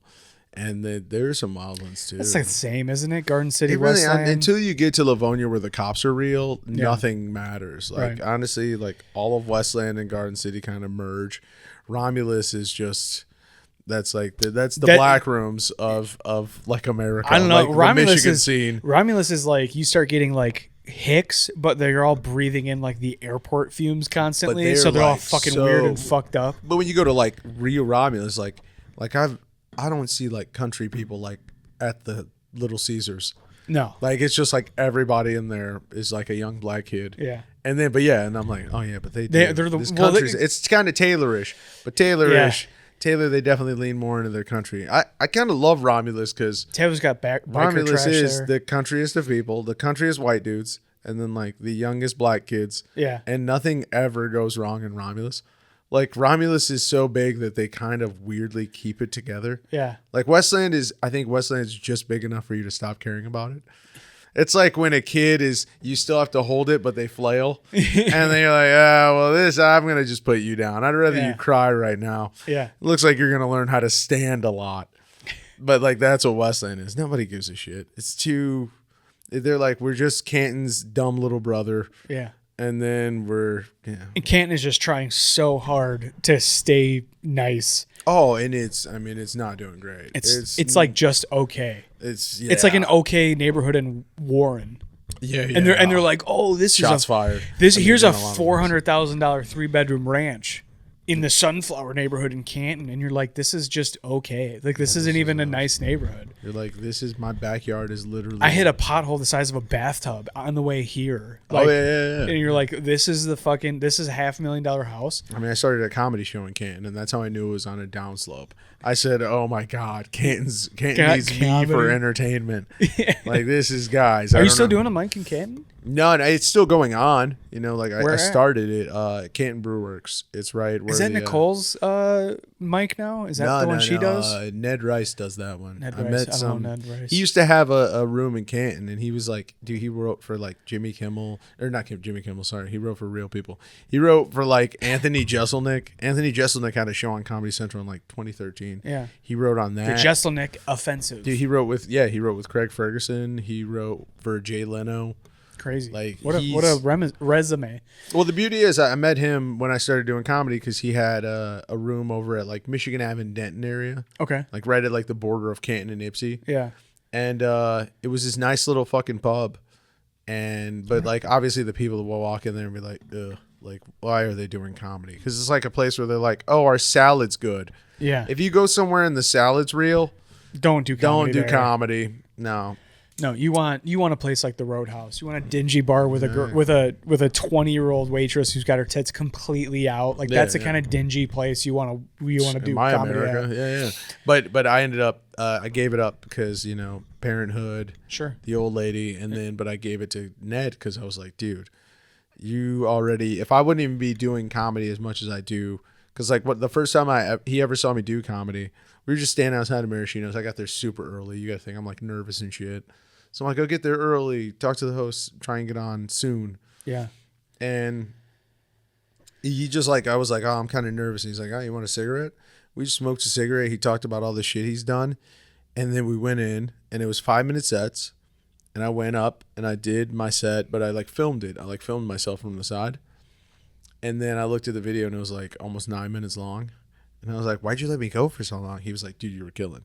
Yeah. He was like, Oh, number right one rule on. in comedy. He's like, if you're killing, I'm not lighting you. Yeah. He's like, I didn't light you. He goes, honestly, I only lit you out of respect to the other comedians because I can't have everybody asking to do 10-minute sets. Yeah. And I was like, fuck yeah, dude. So he kind of gave me the confidence to even, because mind you, I knew he was what he is. And then it's funny, he had me help him send an email. And he literally, I drove out to Ann Arbor just to help him with some like little shit. And his office is just like pictures of like him and Colin Quinn at the age of 30, like in 1990 when they lived in LA or worked in New York together. And I was like, dude, this is fucking insane. Yeah. Like he told me one time he was at a coffee shop with young Jon Stewart, and Jon Stewart was like, I don't know, man, I'm thinking about quitting. I don't think I'm like this is me. And he was like, no, you're definitely fucking gonna be something. Like keep at it. And I was like, that's just, man, that's a scary fucking thing. Like that tipping point thing where it's like, I almost quit and then something happens. Like that scares the shit out of me. Cause I've heard that story about somebody else. They were like about to quit. They're like, I can't do this. I got fucking kids. I got to feed my family. Like I can't fucking do this anymore. I can't be gone till midnight anymore. And then they got like SNL or whatever the fuck. And it was like, holy shit, dude, you were so close to never fulfilling your dream, you know? That's what Kill Tony was for me. I was like so ready to be like, fuck it. Fuck comedy. Nobody's seen me do the thing. Why does it matter now? And now it's funny because now like the pressure's on everybody, like especially like hometown hero shit. Yeah. Everybody's like, dude, I say people are like hitting me up still now. Like, oh, I was catching up on episodes and I just saw your shit. Yeah. So it's like funny to think about that. Yeah. Did that move the needle for you at all? Like with followers or anything like that? I mean, views for sure. Like people definitely, watch your shit now. Yeah. Like, I mean, TikTok does nothing for, and also TikTok's disgusting. Don't go to TikTok. On TikTok, you can have sex with your brother and your sister at the same time. Like TikTok's so gross. But like I posted the video of me just playing I think it's the drum one. It's either that or Charizard, the Charizard joke, but it got like 75K. Yeah. And I was like, this never happens on any, like Instagram doesn't give a shit. Right. But also I'm like, oh, you guys do like you shuffle things around so weirdly in algorithms. Like I had one video that did well on Instagram and it was because I make a simple joke. I go, if you're single, it's because of your best friend. Next topic. Like that's just what the joke was. It was just like, yeah. And then, but they were like feeding that to everybody. And people like, I just kept getting likes all day. And I was like, Jesus Christ. And that was like my first taste of like, oh, short and simple. Like short and simple. Yeah. You know? Dude, one of the videos that we had that I posted that got a shitload of views, which I was like, this is just a throwaway dumb video. Oh yeah. Me and my fiance sat at a table at a pub that I used to go to all the time. Yeah. And in the table I had carved M plus K in the table forever, and it was my ex's initials, and I go, oh, we should probably move. Yeah. And she's like, so I took a video, like a Snapchat video, joking around, because Paige was like, oh, that's fucking dumb. Why would you do that? And I was like, I was drunk, whatever. And that was the end of the conversation. But I posted a Snapchat as a joke that said, like, you ever been in trouble for some dumb shit you carved 10 years ago? And I zoomed in on her like resting bitch face. Yeah. And it got like 100,000 views like the next day on Instagram. Oh, because you had really carved in your ex's initials. Yeah. Oh, that is hilarious. It got like 100,000 fucking views. Oh, brutal. And she was like, I wasn't even mad. You made me look like an asshole. And I was like, I know. I keep like fucking. It's at like 110,000 views right now. That was all like the first day. That fucking dude, that's so good though. That's so perfect. 110,000 fucking views. Meanwhile, I work my ass off editing clips out of this podcast, and I get like, sometimes I get 400, sometimes I get like 600,000. I just have no fucking idea what's gonna happen. Dude, it's a madhouse out there. You never know what the next thing is or what people love. Like gender war shit is everything. Anything that makes a woman or a man look bad, or just like, relationships are tough. Yeah. Banger. That's how I gotta fucking rage bait people, is just being like, oh, she has such a problem with everything I do. Yeah, they're like, that's how we're gonna end abortion nationwide, baby. Nationwide is not on your side. Like, dude. Oh man. No, that shit is wild. Dude, chicks are just really, dude, shout out to Dave Chappelle Roan and all the bullshit that he, she, they, them has to go through. All 16 of their personalities has to go through, because I love how we'll shoot kids all day, every day in a school, and no one gives a fuck. But as soon as a celebrity's like, fucking just makes another celebrity's kid cry, we're like, end her career. It's so over for Dave Chappelle Roan. What about Sandy Hook? Who is Sandy Hook? And you're like, okay. The squirrel from SpongeBob? The squirrel from Honestly, this is not the time to be talking about the squirrel from SpongeBob. Children are being emotionally abused over here. Dude, that is so fucking funny. Next time somebody brings up Sandy Hook, I'm definitely going to go, you mean the squirrel from SpongeBob? Don't you steal my joke, you fucker? Oh, dude, that's too funny. I'll never say it in a real element, but that's, oh my God, that's so funny. Dude, I have a joke. So speaking of Bill Bushart, so I'm doing his class. Yeah. So I got the showcase Tuesday, and he was like the third class, he was like, just go up there and run through your set. I've heard your set. I want to hear your punch-ups. I want to hear how you've cleaned it up, whatever. Yeah. And I get up there and I have this bit. I'm doing this bit about like I have a relative who's lying about being on Ozempic. Okay. And I'm like, you're gonna show up to Christmas and have this shit, you know, like the hip bone V shit that Brad Pitt had in Fight Club. I was like, those meaty slides that made my heterosexuality a slippery slope. And Bill from the back of the room just goes, yes! And I was just like, fuck yeah. Like, that made me feel so good. Yes! I love my stupid writing. Bill's just back there with a boner. Like, yes! Fuck, he was hot. That shit. I just love that the fact that his name has Bush and Shart. Just like smack dab, like Venn diagramming over each other. Like, I'm like, you had to be a comedian. All right, you can have Sandy Hook. You had to, dude, and I'm saying that on Tuesday. Yeah, it's crazy. Have you ever said that to him? Yeah, no, Jesus. No. Actually, I met him at Traverse City Comedy Festival back in like 2022, and we were all just at a bar, and I was drunk to the point where I have no idea what I said to this man. I don't think he liked it though. Whatever I did say to him, it was bad. I'm fucking saying that on Tuesday. Oh, so I might have said it. I might have said your name. It's crazy. Your name has Bush and Shart in it, and he was probably like, "Fuck this kid, dude. I fucking hate comedians." I'm fucking stealing that. I'm saying that on Tuesday. Yeah. I don't know if he's hosting. I don't know if he's the host or not. Does he host the 101 showcases? I don't know. I never took the class. It shows. I'm too poor. I've got drugs to buy. Dude, I can't be out here. You in. It's fucking $200. We're adults, dude. I'll fucking give you $200. I fucking no. I don't know, man. I like just being reckless. Yeah. I like being in a world where like I'm that guy who dropped out of high school and is doing well. Yeah. Like, because people see me as comedians and they're like, oh, well, you probably took a class or something. And I'm like, no, I just did every mic I possibly could. Yeah. Because it is more than just like the. Plus, I just hate being in any sort of schooling aspect of life. But also, like, comedy is just made to be unhinged in every way. Yeah. Because you are, like, you are just kind of like getting it out. I mean, obviously the therapy thing is like such a trope, but I see why people are like, oh, this is therapeutic to me, because you can't just say crazy shit. Like, I'm able to say crazy shit because all my life my friends were crazy people. Yeah. I grew up around Westland whores and musicians in Westland that were like, I remember one time my buddy threw a dildo down our middle school hallway. Hilarious. He found his mom's dildo and he decided he's going to bring it into school and throw it down a hallway. And they had to like shut down the hallway because they were like, hysterical. And these kids see this. And that was like the person who sold me my first like tape recorder and threw me in a trajectory that was like, dude, he threw me on like the path of what I am now, of like recording music, mixing shit. Yeah. Been recording and mixing music for the past fucking at least like 21 years. Yeah. And I'm so happy for that. Like, if I didn't have that, I would absolutely be sucking on Andrew Tate's toes. Like, if I didn't have something to distract me from like, oh, dude, you know what's really wrong in your life? Like, it was so nice. Yeah. To be around have the dudes who were outlet. like, dude, you're so lame. Because, like, that jock mentality is so manufactured. You're like, dude, you believe in this the same way like a recruit will be like, I will die for my country today. And you're like, you've been here 2 days. You're in North Carolina. Yeah. Like, that's wait crazy. Wait till you see the real You shit. don't, yeah. You're going to you be like, fuck this. You don't even need to be patriotic right now. Honestly, you're in Asheville.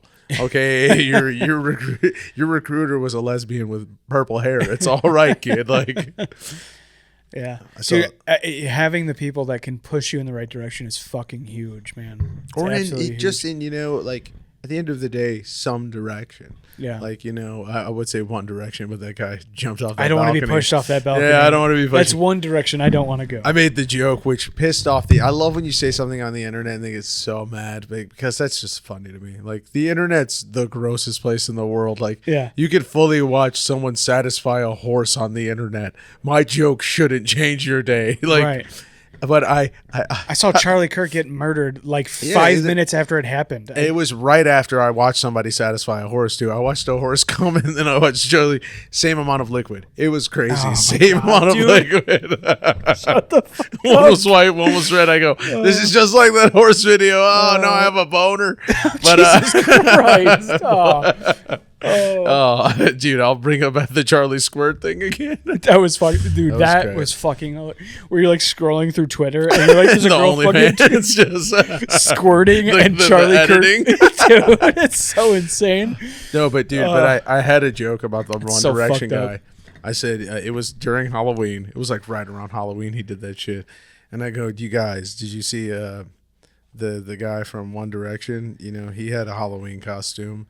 I go, it was Eric Clapton's son. Oh my God, dude. And I was like, I'm just kidding, you guys. It was Humpty Dumpty. And then when people are still so mad. It was, I felt so good. Dude, one of the first, I think the first guest we ever had on the podcast was Logan Monson. Do you know Logan? Comic? Yeah, absolutely. He's a big improv guy, like super funny. So Logan's one of my buddies, and he actually was like one of the guys that was like pushing me to do comedy. But we had this bit going in the podcast that we did. He's like, imagine like your problem is that you did not run into a window that day. Yeah. Like imagine that being the issue. And then we went on this like fucking like rant where we're talking about like she shouldn't. I told you stop buying Windex. You know, he thought the window was there. Just to be like a shit bird. Oh, it's so like, fucking wrong. It's so wrong. Nothing would be funny. I mean, I'd love to see like the Kool-Aid Man's like list of jobs he has to hit, where he just gets an address and he has to run through the wall and alert this child that Kool-Aid is delicious. And he's just like, yeah, I don't clean up though. I'm sorry. I know that's probably weird, but I'll see you later, man. I've spread the knowledge. Yeah, and then he just gets in a work van, and then he just has to drive to a new address and bust in on a kid. He busts in, it's your brother trying to have sex, and he's like, "Oh, fuck! I should have called before I got this here." was a mistake. Don't drink Kool-Aid. Don't drink Kool-Aid, dude. You think He busts into a schoolroom in Africa in Jonestown, and they're like, "Whoa, this is not okay." Oh God! Oh yeah, Everybody's dead. Oh, fuck! Wait, what were you guys drinking? No, this was high C. We gotta fucking hide the packets. Why'd you guys send me here? They already drank it. Oh my God! They love Kool-Aid. Dude, are you watching that fucking Seth Rogen show on Apple TV? The Studio? The Studio. No, I haven't seen it. Is it great? He's an amazing dude. He's amazing, so. My God, you got to watch it. There's an episode about Kool-Aid where he's in a conflict where there's this Jonestown documentary that they or like Jonestown Does it murder become show. Jonestown or racism? No, Because that's the funny thing of Kool-Aid. It's like people only affiliate it with like two things. Like it's associated with cults and black people. Like Kool-Aid is the worst thing that's ever happened to us. I'm drawing a blank. This fucking who did Wolf of Wall Street? The director Scorsese. So Martin Scorsese is like, this is going to be my last movie. We're going to do a movie about Jonestown, and we're going to call it Kool-Aid. But then the executives from Kool-Aid at the same time are like, we're going to make the next franchise of huge kid movies Kool-Aid. And he's like, what do I do? And he's twisting it to all of his subordinates. So he's like, I just sold Kool-Aid for fucking to Scorsese. Scorsese's gonna do Kool-Aid. But the Kool-Aid executives don't know that he's gonna do a fucking Jonestown massacre. Oh, dude, so brutal. It's such a fucking brilliant show. I mean, because I do want to know. I do want to know if because I used to watch Mad Men. Mad Men's a funny show. It's too much, but I do love the thought of like Jonestown happening and then the Kool-Aid guys being like, still a win. Guys, I don't know how to tell you this. This is still a win. Yeah. We're gonna. It was like your thing about how if someone almost quit, it's like Kool-Aid was like signing the paperwork for bankruptcy and Jonestown happened, and they were like, "Oh my God, they're gonna be guys, they're gonna be talking their about stock it." Just soars. They're just running around high fiving each other. Like, fuck yes, Jonestown is the best thing that's ever happened. They're calling their PR firm like, don't let anyone talk about the Nikes. Don't let anyone know that they were all wearing Nikes. Yeah. The fucking Haley's Comet people. Yeah. Cut it out with the sneaker talk. Cut it out with the sneaker. Yeah. Two different people. Oh fuck. I thought the Jonestown people were all wearing the Nikes. No. They spent all their money on. I like how you tied Nikes and Kool-Aid together though. That's God a little damn rough. it! Shut the fuck up, dude. Stop it. So anyway, I don't know why I thought they were wearing Nikes. Dude, these Kool-Aid people. I was about to double down, and I should not. I was gonna be like, dude, I have a farmer coming on next week. Guess what he grows? Great. He's gonna be like, oh, I'll tell you right now. They had watermelon, Kool-Aid, and Nikes. And chickens. They were all black. Okay, I don't know how to tell you this. Nobody talks about how all the victims of Jonestown were black people. No, there's no black people dying in a cult. No, there's not a one. There was like, not one black person in Jonestown. They were like, I'm not going to trust this possibly Mexican man with aviators to make me Kool-Aid. That's crazy. Wait, hold on. You're trying to fuck my wife? And make me Kool-Aid? And make me kill myself? Nice try, Diddy. To get on a comet? Yeah. We're already on a comet. It's just moving in a different way. What the fuck are you talking about? Why do I have to transfer comets? This is wild. Yeah. This is like a layover. I want a straight flight. We are Venn diagramming Jonestown in the fucking in the Haley's Comet, people. Dude, it's so good though. Yeah. This is the John Bill, Denver froze on a plane. We're just like, dude, I should just rename this podcast like "Getting Shit Kind of Wrong" for 3 hours. Dude, fact check. It's just you literally name it fact Googling my own shit. Everything you said was so wrong. You're like, look, dude, here at Fact Check, we don't actually fact check. Listen. This is everything we say and do is kind of wrong, except for that Bill's last name is both Bush and Shart. the Venn diagram. Yes, that's it. I love that it's like a set of tits where you would not want Bush or Sharts to touch each other, but once they touch each other, cleavage. Like that's dude. His name is the cleavage of comedy. Yeah, he's Bushes and Sharts. He's got the best name tits I've ever seen in my life, dude. As a comedian, to see Bush and Shart just squoze it. Ever see when the one tit's kind of covering it, the other one, dude, it was oh, that's fucking hilarious. I hope he hosts a fucking showcase so I can say that. I think he probably will. Yeah, but like I said, I never did it, but yeah. I just went to the scariest rooms ever and went, well, let's see what happens. Yeah. And I just traveled. Like, once you start loving comedy, go to like Chicago for a weekend. Yeah. And hit those rooms because you'll be like, oh, like those packed fucking rooms in the city like that. You'll be like, that was pretty tasty. Yeah. You'll get like a craving. I'm starting to do Dave Crumbly's rooms in Toledo, which I know is different, obviously, than Chicago. Chicago's a fucking city. Lansing might even be good to you. You're already the fuck up here. Yeah. Like if you hit those Lansing rooms, yeah, that might kind of get it's like the Finding Nemo blood. Have you done any Ann Arbor rooms? I feel like I would not do well in Ann Arbor rooms. I mean, there's not really, dude. There used to be. Is it just the showcase now? Hearsay is like kind of not even real anymore. That got caught because somebody made some pretty fucking racy jokes. Wasn't me. And fucking, yeah, because there used to be like a couple rooms out there that you could hit. There was the German bar, the Heidelberg, and they used to have a fucking open mic that started upstairs, came to the main room, and then went downstairs, and now it's gone. But that was fucking awesome. It's not gone. It's in the basement. No, it's gone. That's No, it's it's so the sorry. Underground Railroad of comedy. Yeah. It's that weird TikTok No, chick who's Harriet's making not a tunnel. gone. She's just downstairs. Yeah. Jesus Christ. Like, because I think you could just do, because the first mic I ever did was the Ann Arbor Comedy Showcase. Oh, really? You had to sign up online. I've submitted a few times. I haven't got picked yet. Yeah, But last time also, I got like, picked, you gotta like check for that all the time to like see if you got it. It's like just send a fucking message. Yeah. Like just message the comic that's on. I'm not checking 100 venues to see if I fucking got it. I think that's annoying as fuck. And like expecting comics to like keep up with their email is funny to me. They're like, we emailed you, and I'm like, What is an email? that's how House of Comedy used to do it. They Yeah. email you and confirm, and I'm like, Dude, just message me on Facebook. Just be like, hey, you're on this. Like how Dave Crumbly does it. It's perfect. He makes a group chat. Hey, you guys are on yeah. this date. It's I'm gonna perfect. start hitting him up and see if I can possibly do some of those, because I do love Dave. I hit him Dave. up and I he love put his me on like rooms. 3 mics. And I just couldn't do a couple of them because of my kids. No, so I that's did so a sick, Sunday. So we drove out to Toledo, did home slice. Yeah. Everyone there was cool as fuck, but the crowd sucked. I've been told Dylan Farr, the autistic Spitfire. Yeah, he told me that room is actually really good. It's just that crowd that day sucked. Okay. He was also on that mic, and James River and Gunner were both there.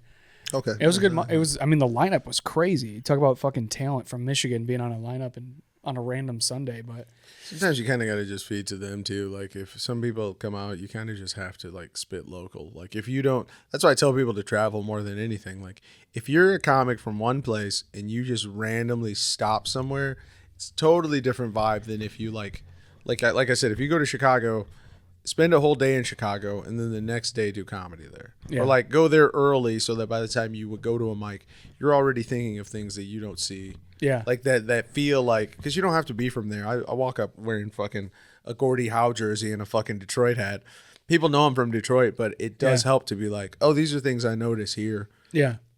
People fuck with that like every time. I mean, like obviously crowd work is. Well, people love hearing a perspective about where they're from. That's why these. That's what I'm saying. That's Yeah, why they these wanna British still- guys. They want to who are- still hear it like, oh, you're talking about us still. Yeah. It's like a chick with nice tits.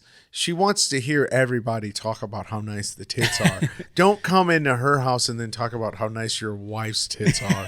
That's disrespectful as fuck. You have to go, your tits right now. That's the Yeah. conversation. Well, those British dudes that are all over TikTok, like they're super viral because they're like they're like, we're visiting Frankenmuth in Michigan, and oh my god, it's like a little, Germany or whatever, and everyone that's on there's a million comments. They're like, oh, dude, this is where you got to go next, and like, but like people from Michigan are like, we got British people to experience what our life is like. How fun, It feels good to, and it's not even that it feels good. It's somebody else. It's again, it all ties back to what I said about like the AI thing. It's like discovery is everything. Yeah. Just even the way someone feels when they discover something. Yeah. You're kind of like, ooh, I know that fucking feeling. Yeah. It's like discovering and coming are just they're the Bouchard of experiences, dude. I'm just saying, like it's those are the two greatest experiences: coming and discovering. Yeah. Yeah. Dude, Unless you discover you have AIDS because you've been fucking a hooker, in which case, ouch. Yeah, that's a real Terrible shitty bush. discovery. It's a real shardy bush. Real Forrest Gumpy day. Dude, yeah. Finding what my favorite with vinyl specifically is finding an artist I've never heard of and putting on the record player and like hoping it's good. And then like when you find those like rare gems that are not just like pedantic bullshit 70s rock. Yeah. When you find They're some like Ram Jam, Black Betty. Yeah. Let's see if the rest of this album Fucking- is good. And you're it's, like, not. There's It's a reason not. they've only played one song by them ever.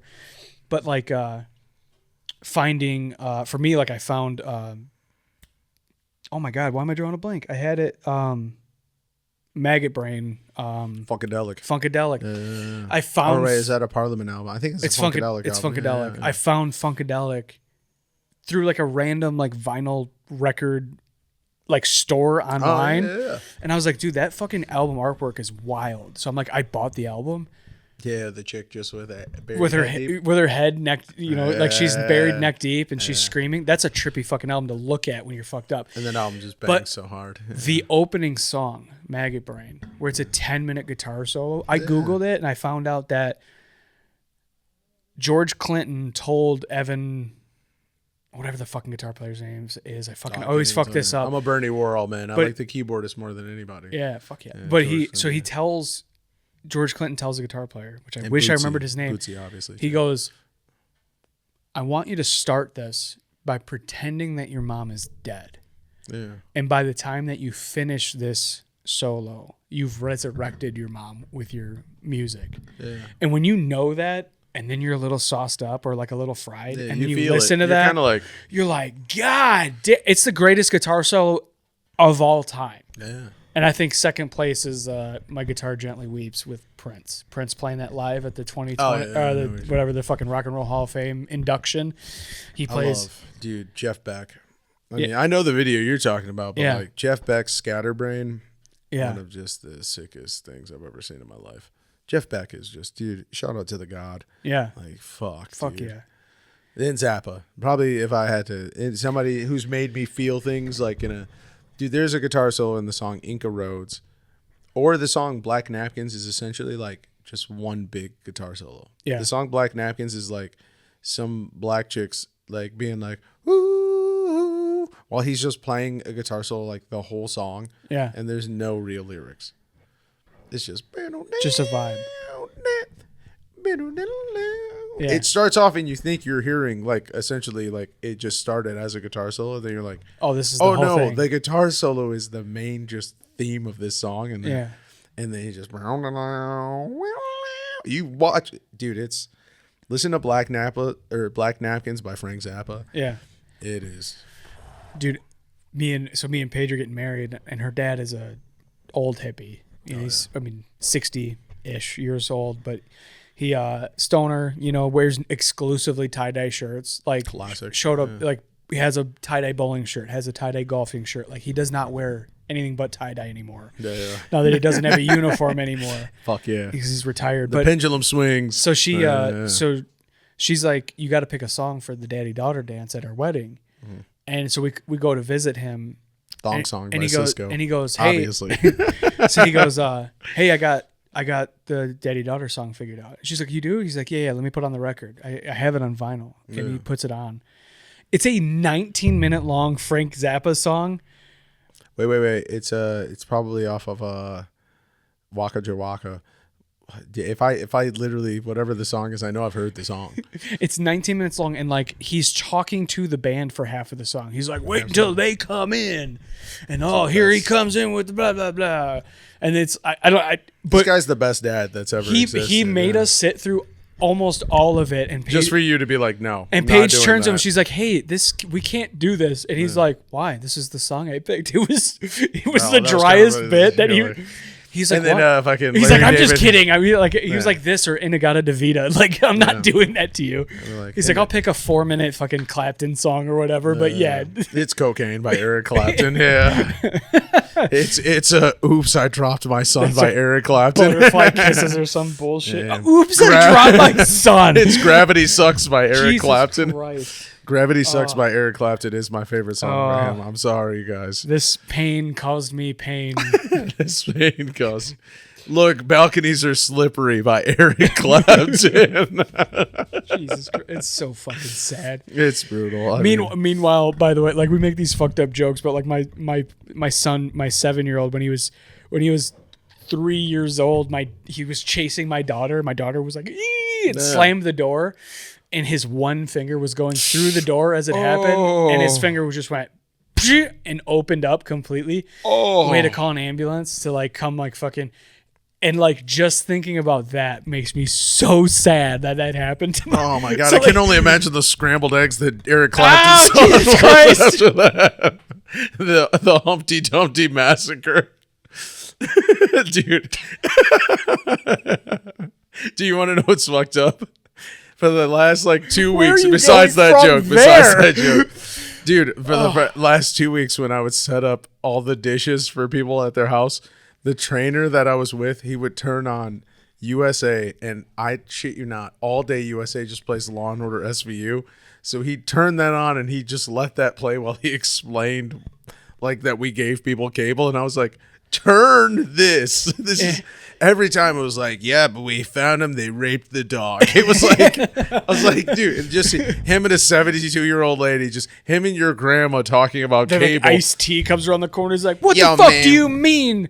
Yeah. Oh, you think you're tough? We found Richard Gere. He was dead with about 16 gerbils up his ass. So you're like, what the fuck, man? Fuck the police. No part of that show is chill at all. That whole show is like, With the fact that that's on like during the day is wild to me. all day. Playing in a fucking doctor's office at the pediatrician. I was just about to say, that's probably the funniest is, dude, imagine being at your OBGYN and Law and Order SVU's on in the background. Like, where is the self-awareness in the world? Oh my god, it's so fucking weird. They're just playing the thriller, the horror movie, The Dentist at the dentist. You're like, this doesn't make me feel good at all. It's just a movie about a dentist who sticks his dick in people's mouths. And you're like, can we turn on something that's not this Count back movie? from 10. No. Yeah. Every time before you go into surgery, they play Human Centipede. Why does my mouth taste like cheese when you wake up? Oh, Jesus Christ. Dude, one of the last time I didn't go to the dentist for like 15 years. Like I got my braces. I did on. 10 years, so I get it. I got my braces off when I was a teenager, and then I didn't go again until like a couple of years ago. Yeah. And but the last time I went as a teenager, I was getting I think it was like the next appointment after you get your braces off. Like they're like doing the retainer or whatever the fuck. Yeah. So they put me in the chair, my dad's sitting in the room, and then the tech, like the girl, whatever, that scrapes your teeth, is this like hot 20-ish year old, like fresh out of college fucking tech. Oh, yeah. And she puts me in the chair and she leans me back, and as she, she's like dicking around. She's like scraping scraping her fingers in your mouth, which is so hot. She's just damn it! you're You stepping on my junk, you fucker. I'm just. So she leans me back and she starts dicking around, and a bunch of change that I had falls out of my pocket, and she goes, "Oh, do you tip now?" And I go, "Only if you put your finger back in my mouth." And my dad, she laughed so hard, but my dad, just like the blood was just like. Yeah, He's I'd be crushed. I'd be like, oh god, he's been listening to Andrew Tate lately. I'm so dude, sorry. it's fucking hilarious. Oh. The girl, the woman, she was only a couple years older than me. She thought it was fucking hilarious. That's so good. I remember one time I was like, oh, I think there's a lump on my ball. And then the best part is I went to a place and he was like, no, it's just how balls are. But like to do it, he was like, yeah, this chick, I'm training her, so she has to be here while it happens. And I was like, out of all the times? And he's like, yeah, pretty much. Yeah. So it's just me just standing there while this guy just shuffles around my nuts in front of a 23-year-old girl in a Livonia office. I mean, beautiful too. And I'm like, can't we get an uglier one? Like this is get that frumpy one. I can't live like this. She's gonna remember. I know she's off the books, dude. I had to go do a drug test for work, and this young woman brings me back, and she's fucking beautiful. Oh, yeah. And she takes me back. This is a long time ago. Paige. This is a long time. This was like 6 years ago. So she's beautiful, and she brings me in. She's like, okay, I'll be right back in to get your drug test, but we have to watch because it's like a steel mill or whatever. I'm like, okay. Yeah.